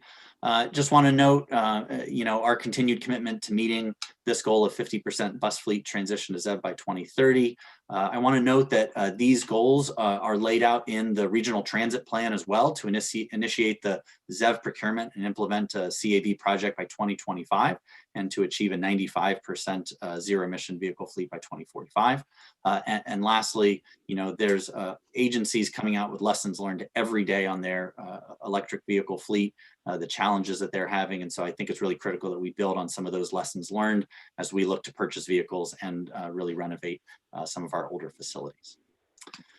So with that concludes my presentation. I know there's a lot in there. I will stop sharing, and I'm happy to take any questions, or I don't know if you want to go to the next presentation, but I'm here. You're awesome. You're amazing. Thank you. Thank you so much. First question that goes to Chairman Barbe. Yeah, thanks a lot, Dave. Kevin, good to see you. The slides went by quickly, so I just want to verify some numbers. I think I saw you say that the additional cost for an battery electric bus was $25 million, but that the annual savings, is it that the annual savings is 8.5 million, or is that over the lifetime of the vehicle? We've seen annual fuel savings of about 8.5 million per year. So that's roughly a payback of 3 years, roughly. You do. You start to see it back. That's right.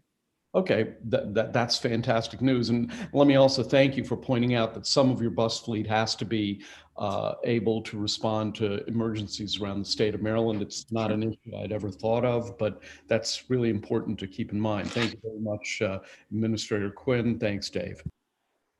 Thank you. Anyone else have a question? I have a question if I don't. Delegate Learman. Unmute yourself. Thank you. There you go.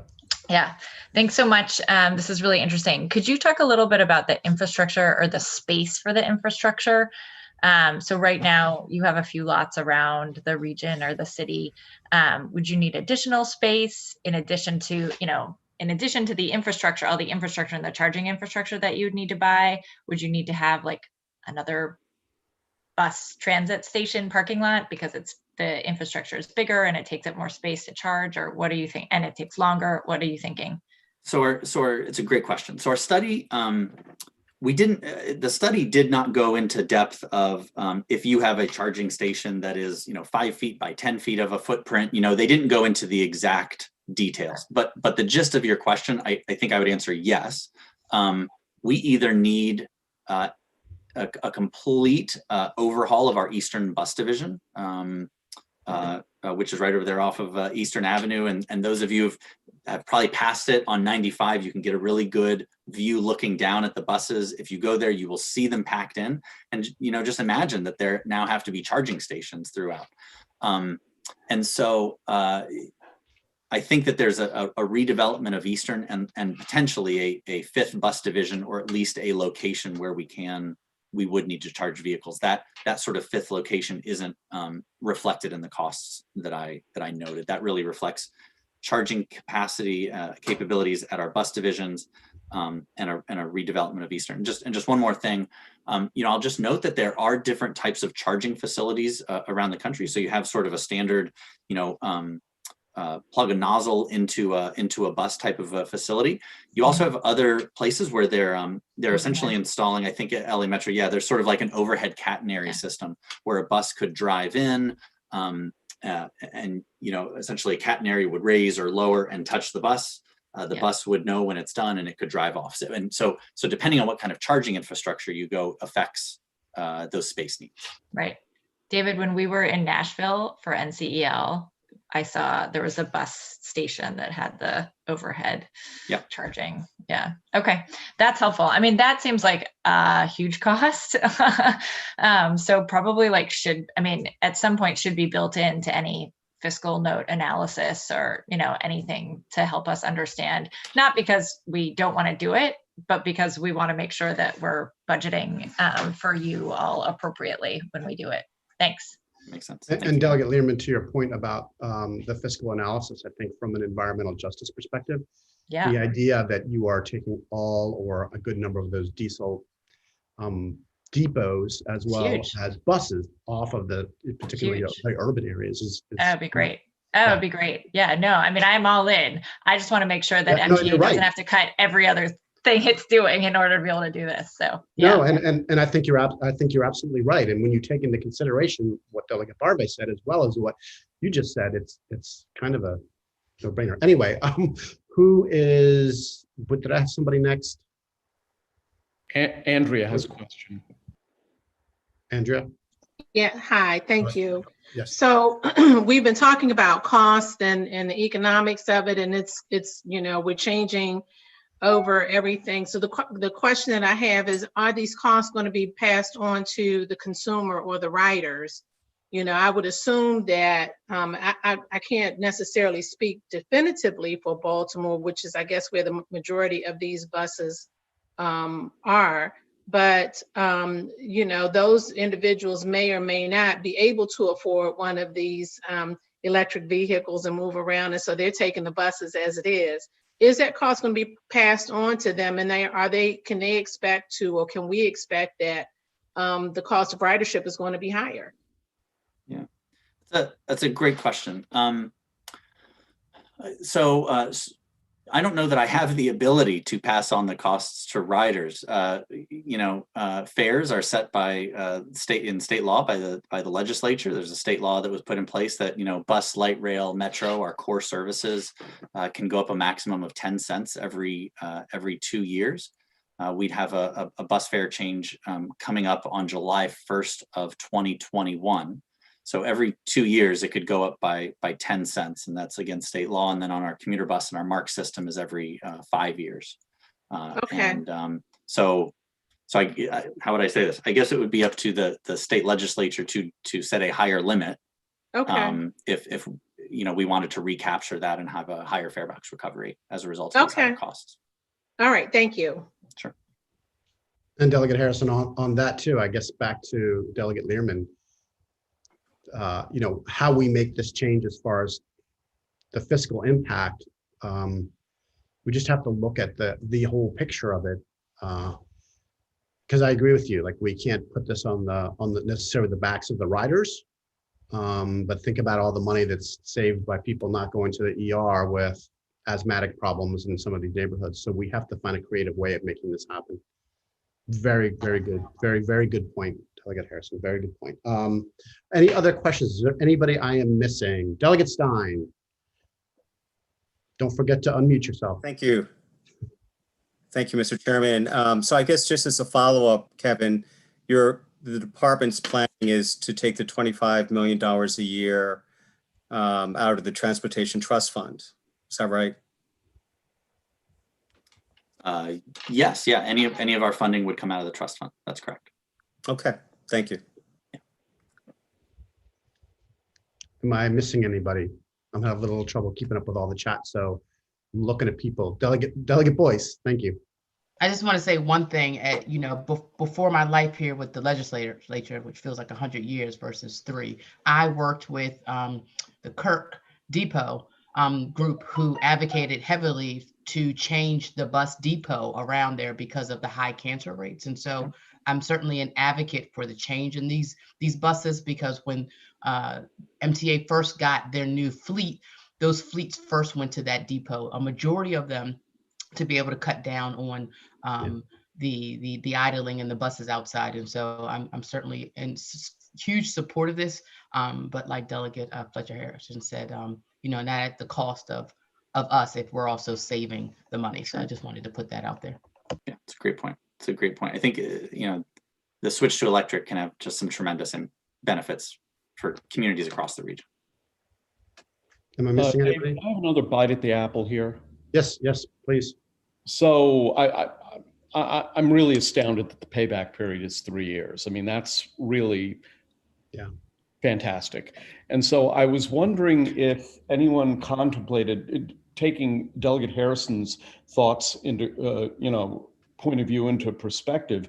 Has anyone contemplated an interagency loan fund where you get that upfront $25 million paid back amortized over the life of the bus with interest, in order so that there won't be a sudden increase upfront of the operating costs? Has anyone ever contemplated something like that?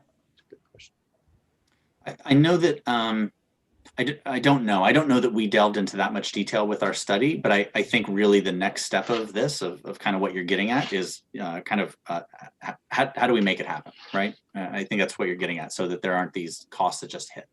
I mean, a payback period of 3 years is pretty astounding. I think just to clarify, I think that 8.5 was an annual cost. The 20 to 25 million is an annual increase. So I think the 8.5 pays back over 3 years what the 1 year increase would be.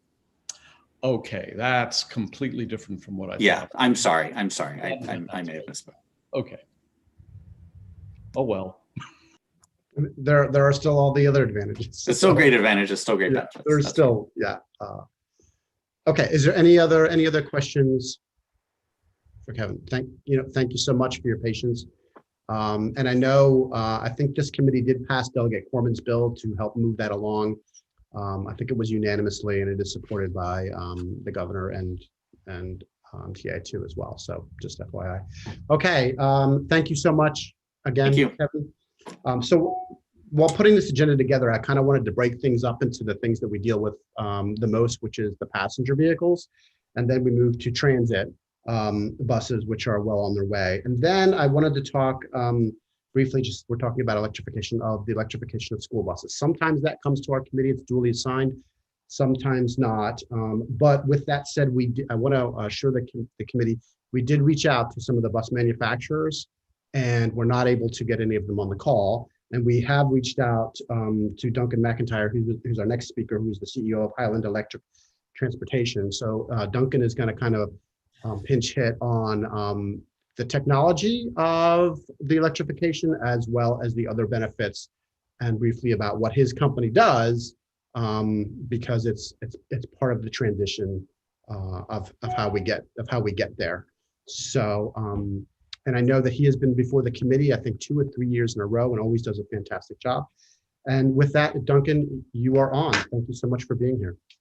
Mr. Delegate, thank you very much.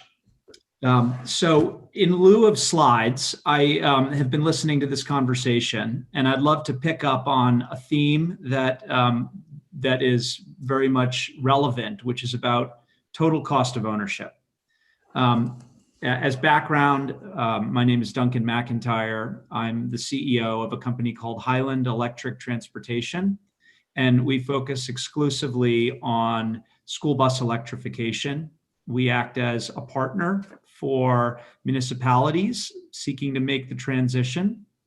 And I think one of the central themes is, even if total cost of ownership is favorable over a 12-year vehicle life, it's very hard to ask the taxpayer today for millions of extra dollars on the promise that the payback will materialize.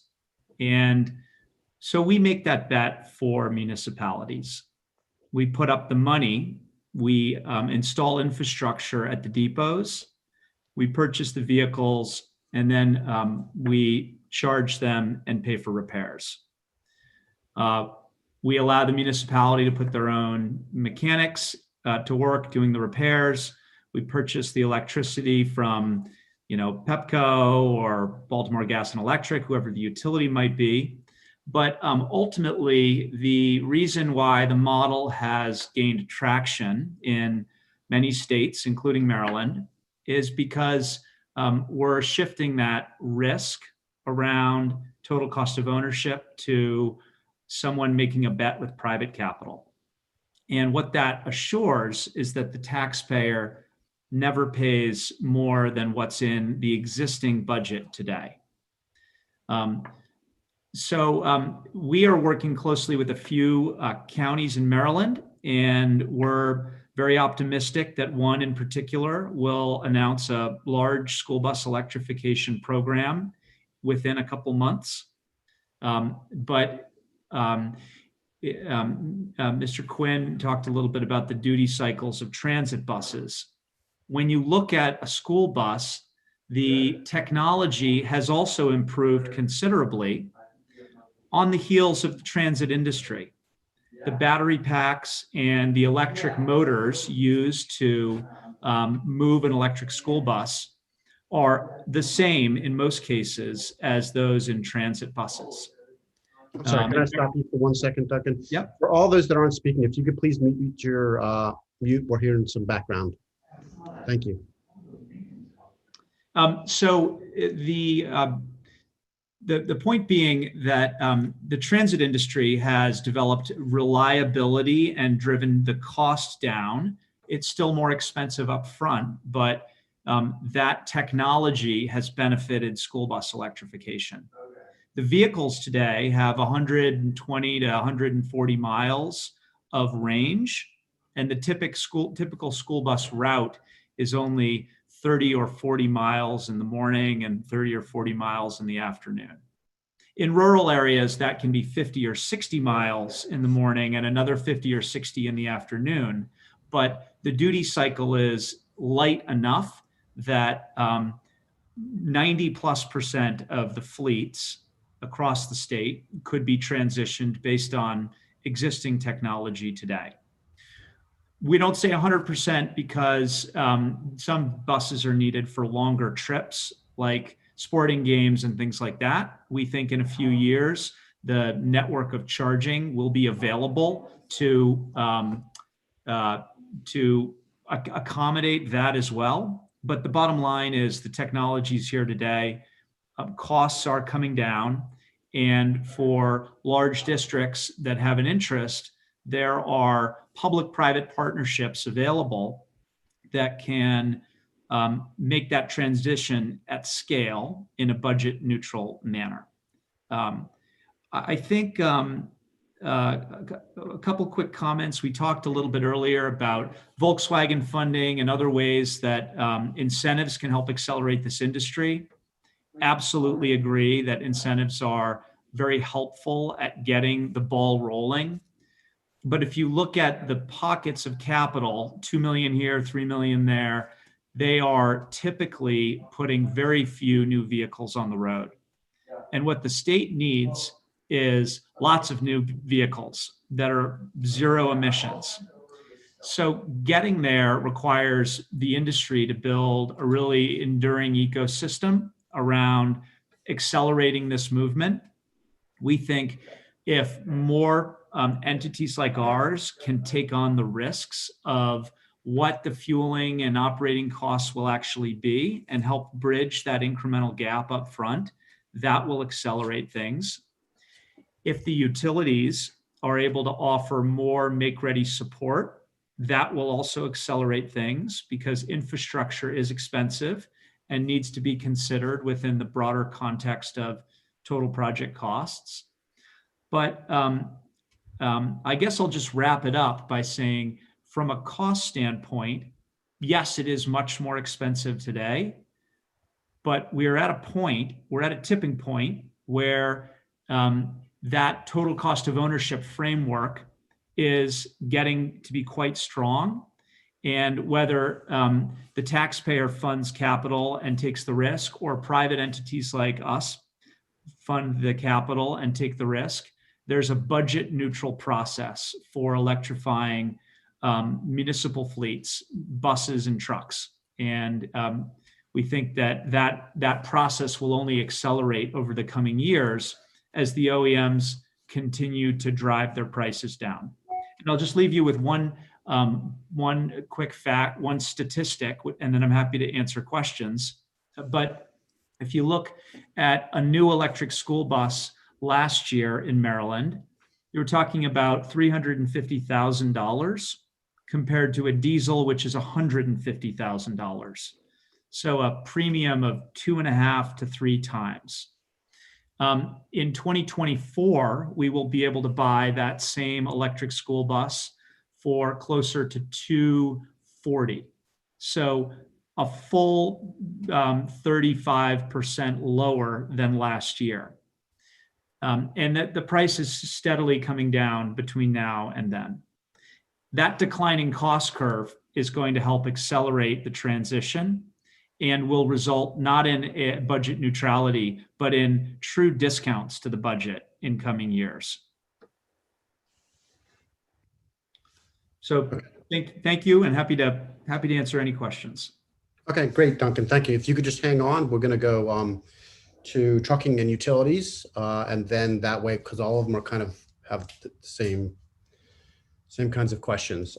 Thank you so much, Duncan, for that presentation. And next will be Louis Campion from the Maryland Trucking Association.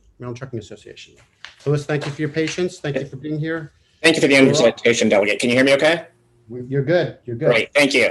So just real briefly, we are really on the cusp of some of the greatest changes really in the industry's history in the areas of automated vehicles and in fuel and emissions reductions. And those are the 2 areas that Delegate Fraser-Hidalgo asked me to address. And I just want to touch base really quickly so everybody understands how rapidly these things are changing. And what you see on the screen right now is literally headlines from Transport Topics, our national newspaper, that appeared in the last 3 weeks. So this is just me pulling headlines in 3 weeks about electrification, about hydrogen fuel, about autonomous vehicles, automated driving systems, and the like. And so the ball is moving so quickly, and things are changing so rapidly. That said, I'm going to start on the connected and automated vehicle piece. And for us, I know you heard Chrissy and I were talking earlier and the like, our focus is really on driver assist technology, right? So it's really about improving safety. As it was already illustrated, many of the same safety systems that you have on your car are readily available on trucks now, whether that be collision stopping, electronic stability to prevent rollovers, lane departure warning, all of which can really improve both safety and the quality of life for a truck driver, as well as traffic flow and efficiency.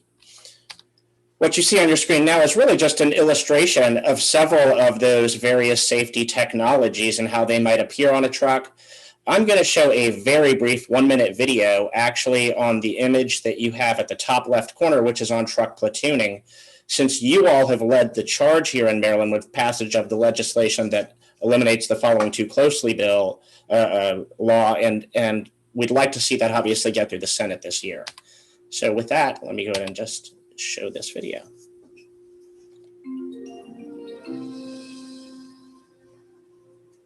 The Federal Highway Administration's Turner Fairbank Highway Research Center demonstrated truck platooning technology.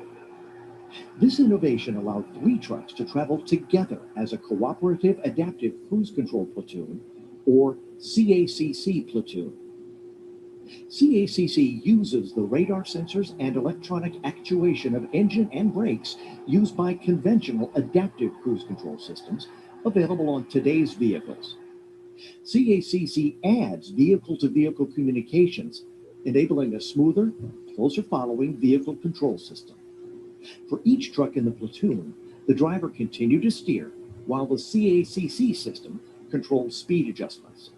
When one of the trucks detects a cut-in vehicle, it automatically slows down and opens the gap to a safe distance behind the cut-in vehicle. Then readjusts the gap to the original distance when the cut-in vehicle leaves the platoon. Safety is enhanced using collision avoidance features like those available on vehicles now.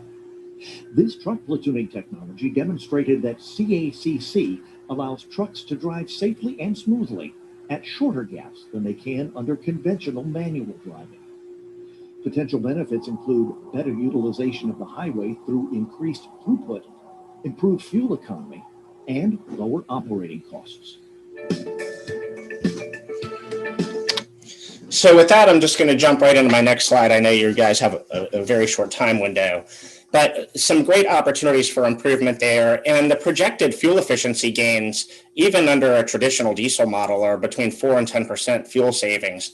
So let me sort of lead into kind of the environmental issue and improvements that we're seeing in this industry. And with this slide, what I just really want you to take home is, one, we've had a number of environmental improvements, all garnered by federal mandate that started in 2007 and have continued to take place over the last 15 years in this industry, and will continue to take place over the next 7 years, where you will see roughly another 34% greenhouse gas emissions reduction from a traditional tractor trailer by 2027. And just to give you some mindset, right, a model year 2010 truck, it takes 60 model year 2010 trucks to equal the emissions from one 1988 truck.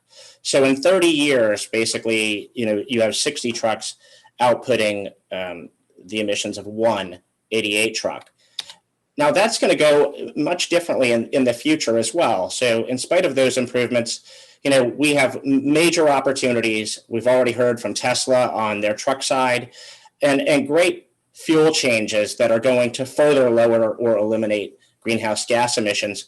And to put it in perspective, our industry is fuel neutral. The fuel really doesn't matter to us. What matters is that the fuel is available, that it's affordable, not unreasonably priced, and that it's accessible and doesn't have any negative impact on our operating equipment, because we need to deliver all of those essential products that people need.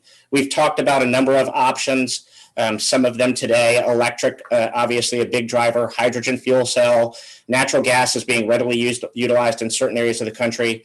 And then as a bridge fuel in many cases, biofuels and renewable diesel. There are some challenges to widespread adoption that I want to make sure people understand, and they vary by industry sector. And, you know, our association represents everybody from the UPSs and FedExes of the world who are running tractor trailers and package delivery vehicles to the work industry. So dump trucks, concrete mixers, and the like, all of which have different operating needs. And so as we look at different mandates, different opportunities, those are going to vary, different challenges. They're going to vary based on type of operation. One of the biggest is certainly battery capacity and range. We've already heard that Tesla has a battery that will go up to 500 miles. That really is about the outer limit that you need to achieve. In fact, I had read that their most recent battery day, they had about a 50% improvement actually forthcoming with future battery. Battery weight is a major component. Batteries for a truck can weigh several tons, and that does significantly reduce the payload on a vehicle, which could potentially require more trucks to deliver the same amount of freight. Time to charge, you know, ideally you're looking at a 30-minute window or less, because drivers have under federal law to take a 30-minute rest break at least every 8 hours. And then they have an overnight rest break that's required for a much longer period of time. And then two, I think of the biggest issues to be worked out, one is interoperable charging stations. And that is that today there is no standardization in terms of what heavy duty charging stations will look like. So I liken this to kind of if you have an iPhone and you're using one charger, and if you have an Android, you're using another charger, and if you have a newer Android, you have a different charger. And so that is something that the industry really has to work out to make sure that charging stations all use interoperable capability. And then lastly, and perhaps most significantly for the long haul segment of the industry, is there are tremendous truck parking shortages across the country. Right now, we have about 300,000 spaces for over 3 million truck drivers. If you've ever driven past any of the rest areas or truck stops at night, you will see trucks parked along the shoulder all the way along the roadway. And so how we build out that infrastructure where drivers can park overnight and charge overnight if they adopt or as they adopt this technology, I think is a really important challenge that we need to overcome. And then my last slide, there's a great organization called the North American Council on Freight Efficiency that I think does some of the best work on electrification in the commercial sectors. Very, very strong research and really understanding where the industry is today and where it needs to get. And they've presented, I think, probably a pretty realistic timeline that right now, you know, we do hear a lot about trucks that will be coming available readily in the near future over the next 1 to 2 years. But that technology still has a lot of unknown challenges. We are entering, I think, over the next 10 years where a lot of solutions will become available, where we will start to get real world data and the like. And then over the next 20 years where it will become much more robust and commonplace, we will start to see all of those challenges I previously mentioned ideally addressed and readily adopted within the industry. So with that, I will just stop there. And I can add one comment also. I had another video I didn't show for time, but if any of you are looking at maybe what an electric truck on the road looks like, that is truly autonomous, no even space for a driver.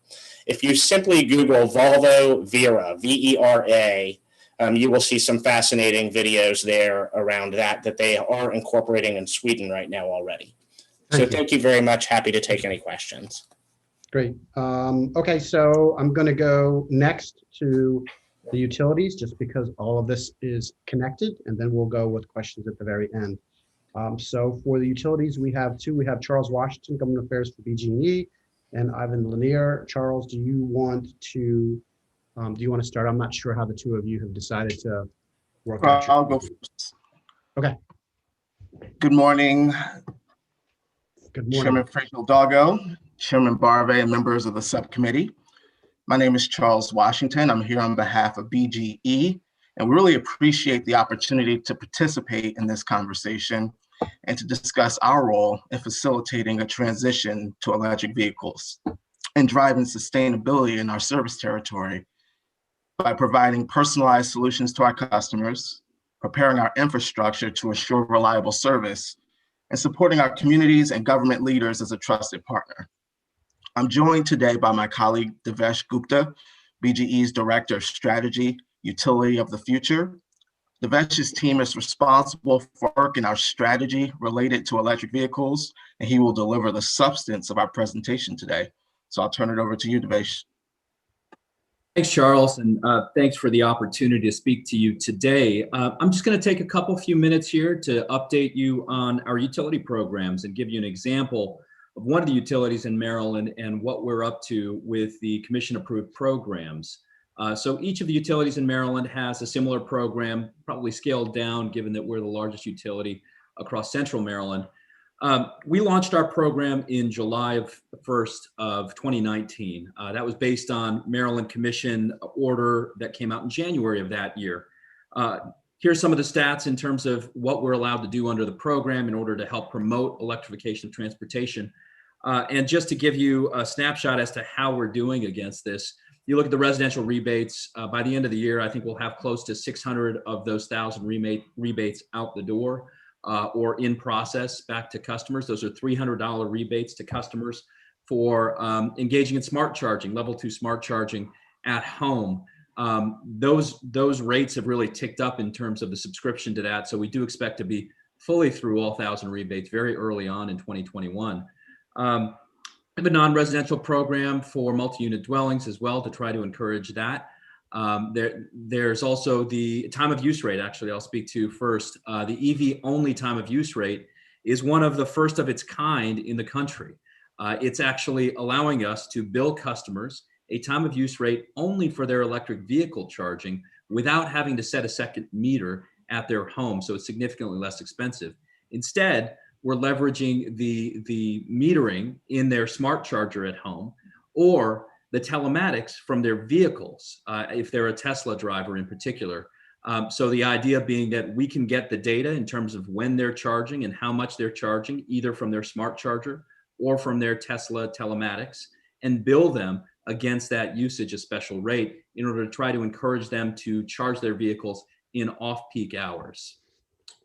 Then you talk about our infrastructure in terms of our public charging network. We're being allocated 500 charging stations to install in and around central Maryland, particularly focused on communities where the private charging companies aren't going. And we've had a lot of success in that to date. By the end of the year this year, we hope to have almost 100 chargers in the ground and operational. That number, I got to fudge that a little bit because they may be constructed but awaiting final energizing. But we're a significant way through those chargers as well. We hope to, I think we have another 150 or so that have been sited. The sites have been identified and are awaiting in either design or some stage of construction. Those chargers have to be located on local or state public grounds, but for public use 24/7.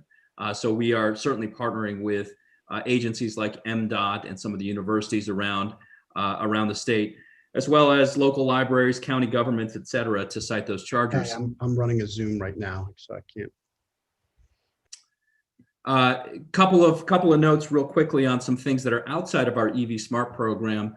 We did apply for and received approval for some DOE funding for a couple of programs. One is going to be an advanced managed charging program that we're working on with the Pepco Holdings companies to try out some more advanced versions rather than just a time of use rate. What does it look like when we're managing charging on a particular feeder of our system so that the feeder doesn't get overloaded, things like that. In addition, and this is a really interesting one for us, we are implementing an EV rideshare program. The idea being that we want to introduce 100 electric vehicles focused on rideshare in the Baltimore and greater Baltimore region all the way throughout our territory, with a particular focus on limited income communities as well as communities of color around our territory. The idea being that we're looking to put charging infrastructure in those communities that would support rideshare, and those rideshares would be able to provide clean, affordable point-to-point transportation for customers that maybe don't own their own vehicles and rely on rideshare or public transportation. We've got a brand new website, or relatively brand new at this point, to provide education materials, comparison materials for customers at bge.com/electric vehicles. A lot more information there. Certainly welcome your questions after this as well. But I know that our Pepco Holdings team is also going to be addressing some different aspects of electrification. Charles? I think that's an opportunity for me to jump in. So Davish, thanks for that great presentations and handing over the mic. I should say good morning. We're still in a good morning. Good morning, Chairman Barve, and also Subcommittee Chair Frazier Hidalgo. Thank you for letting us be a part of this very important briefing. As you can see, there's coordination amongst the Exelon companies. We have the same PowerPoint slides, or we're on the same PowerPoint deck. But I have the honor of representing Pepco Holdings, Inc., specifically Pepco Maryland, and also the Maryland Power Light in terms of talking about some of our efforts regarding electrification. I have the honor of introducing David Schatz, who's Pepco Holdings, Inc., Director of Strategy for Utility of the Future. And Dave, if you're on, why don't you go ahead and take it away? Great, thanks, Ivan. And why don't we switch to the next slide? Thanks. So one of the benefits of being the last presenter of the day is that I get to take in all of the common themes throughout the presentations and try to weave it all together if I can. In addition to the EV Smart programs that Devesh mentioned, that Pepco is also taking part in and launching in its own jurisdictions, I want to comment actually on what's coming next. The medium and heavy duty fleet electrification, which a lot of other presenters have commented on. And really, this is going to be a focus of Pepco's in the coming year. As you've heard from many of the presenters today, if 2020 is the year of mass electrification of the light duty sector, I think that 2021 is really going to be focused on the medium and heavy duty fleet side. We have the Maryland MOU, which was mentioned earlier today. And in order to accommodate a lot of the growth and in sales that we're going to see in the coming years, Pepco's really focused on three main roles in making sure that we can support the deployment and adoption of electric buses, trucks, and other fleets. First, we want to be that trusted advisor. When we look at some of the themes that some of the other presenters mentioned, it's that the grid is going to be a necessary component of all of this electrification. And so making sure that we work with our customers to inform them of what grid implications there are and make sure that we can accommodate every single kind of deployment that there is. There's all sorts of designs, as were mentioned, catenary systems, on-route systems, in-depot systems.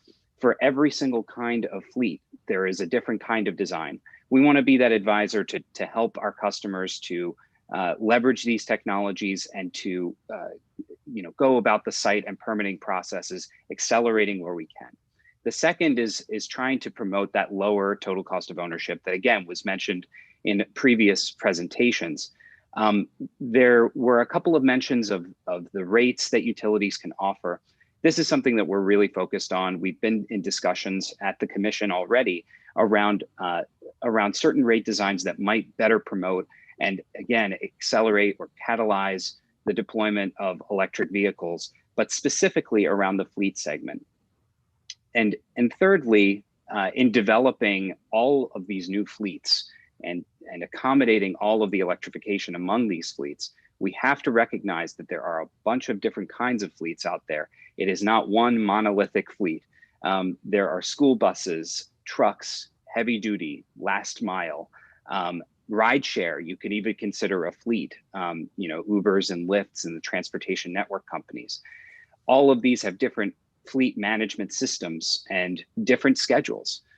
There are a lot of different solutions that we can put forward that will help to accommodate, and I'm sorry, I dropped for a second there, that will help to accommodate and balance out the kind of electrification that we'll see.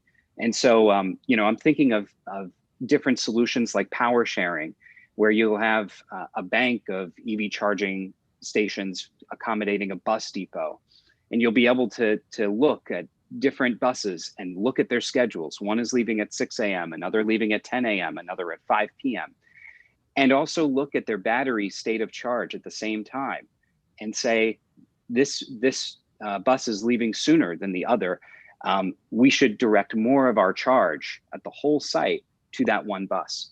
These are the kinds of solutions that we're looking at right now and that we can assist our fleet managers in also seeking. And so, you know, there is a wide range of utility roles that we can play, from trusted advisor to infrastructure provider to kind of solutions shepherd, I'll call it, that we are prepared to take on as we see more and more electrification. I do want to focus on one quick example of the way this entire ecosystem can work that we're actually pursuing in Maryland right now. If you could go to the next slide, Ivan, or whoever's driving. Thanks. So we do have a pilot project that's just been approved by the Maryland Public Service Commission for placing batteries alongside an electric bus depot in Montgomery County.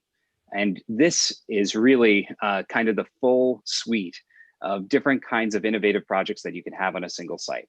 You have upwards of 70 electric buses that will be deployed, they project, by 2026 at this bus depot. You have on-site solar canopies that are planned to be able to power those electric buses and contribute to the charging that takes place there.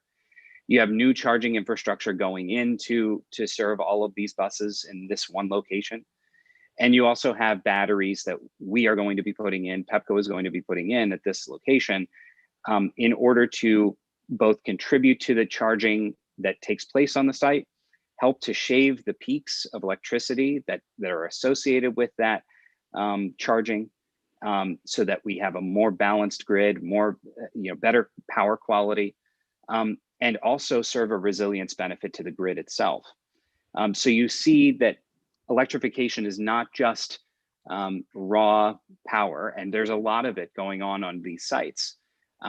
It has the potential to serve as a great grid benefit, something that benefits all customers as we look to balance out the grid and create better efficiencies and sustainable outcomes for every single customer. So with that, I will end my presentation, and I'm happy to support any questions. Thanks very much. And Mr. Chairman, sorry, just one quick moment of personal privilege. I guess I'll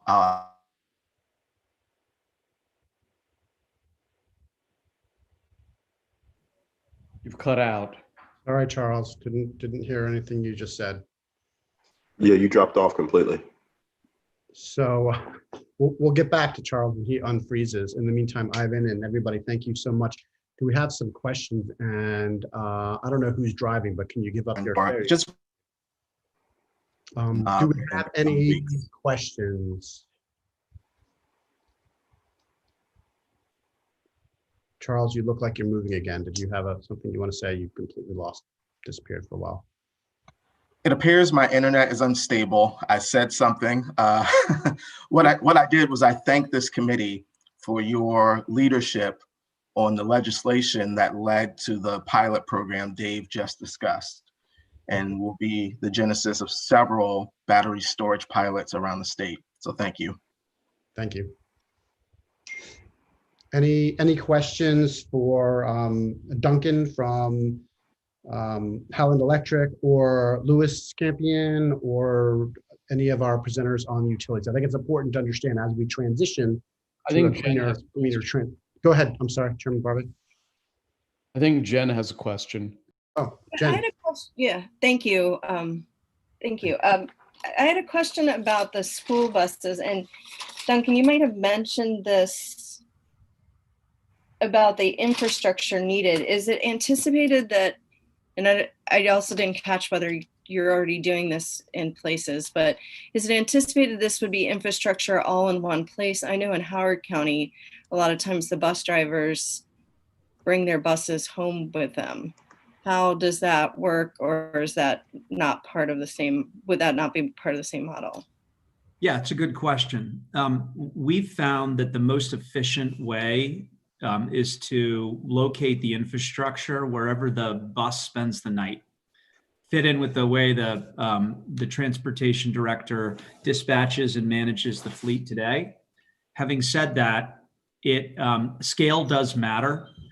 Doing one large infrastructure build out at an existing bus depot that has a couple hundred buses is far more cost efficient, and in the near term is going to likely be the most cost efficient way to sort of start this transition.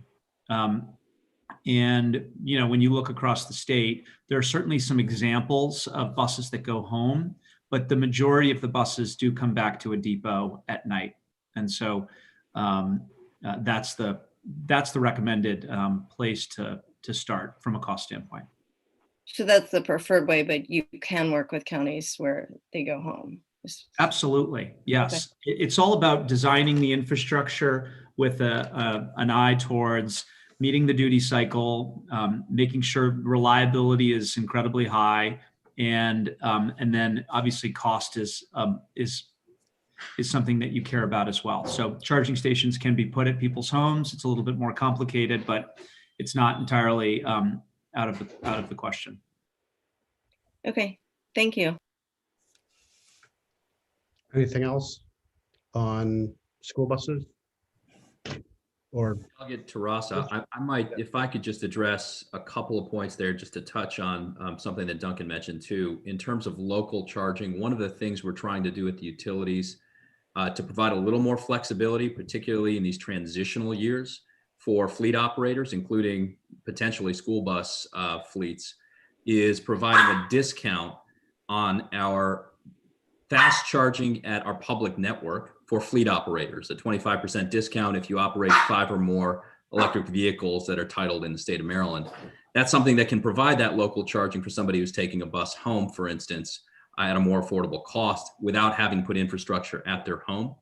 The second thing I'll mention is that we're working with Howard County, utilizing VW funds to start trying out what does electric school bus and electric school bus infrastructure look like. So Howard County will be working with their contractor to purchase a bus to serve students, and we'll be putting in infrastructure at the bus depot there in order to support that as a central place to start trying out infrastructure to support electric school buses.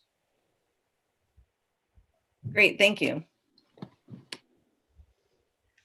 Great. Okay. Any conversation? Any questions on school buses, electrification? Any questions for Louis Campion on platooning or trucking? Thank you, Louis. I didn't get a chance to say thank you, but it's pretty cool to watch all those trucks. And I was on that Volvo release a couple of weeks ago, and to see Volvo coming out with these trucks is pretty cool. They're manufacturing them now. So it's not a question of when, it's a question of when they'll actually hit the road, which is going to be in the next couple of months. Thanks very much.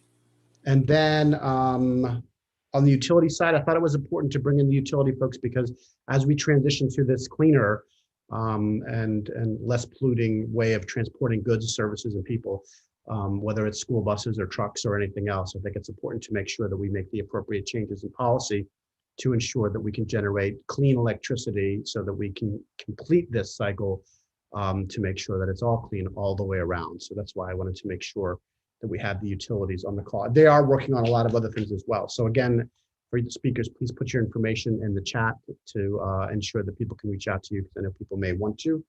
And then with that, the only other last thing I wanted to say is, again, I mentioned EVADC, which is a local nonprofit in the area that really promotes the electrification and electric vehicles. And these men and women are a bunch of wonks, and they know just about anything you want to know on electric vehicles. So you have them, you got them in your presentation materials. Please reach out to them as well. Feel free to reach out to them, and they will answer any questions that you have about electrification.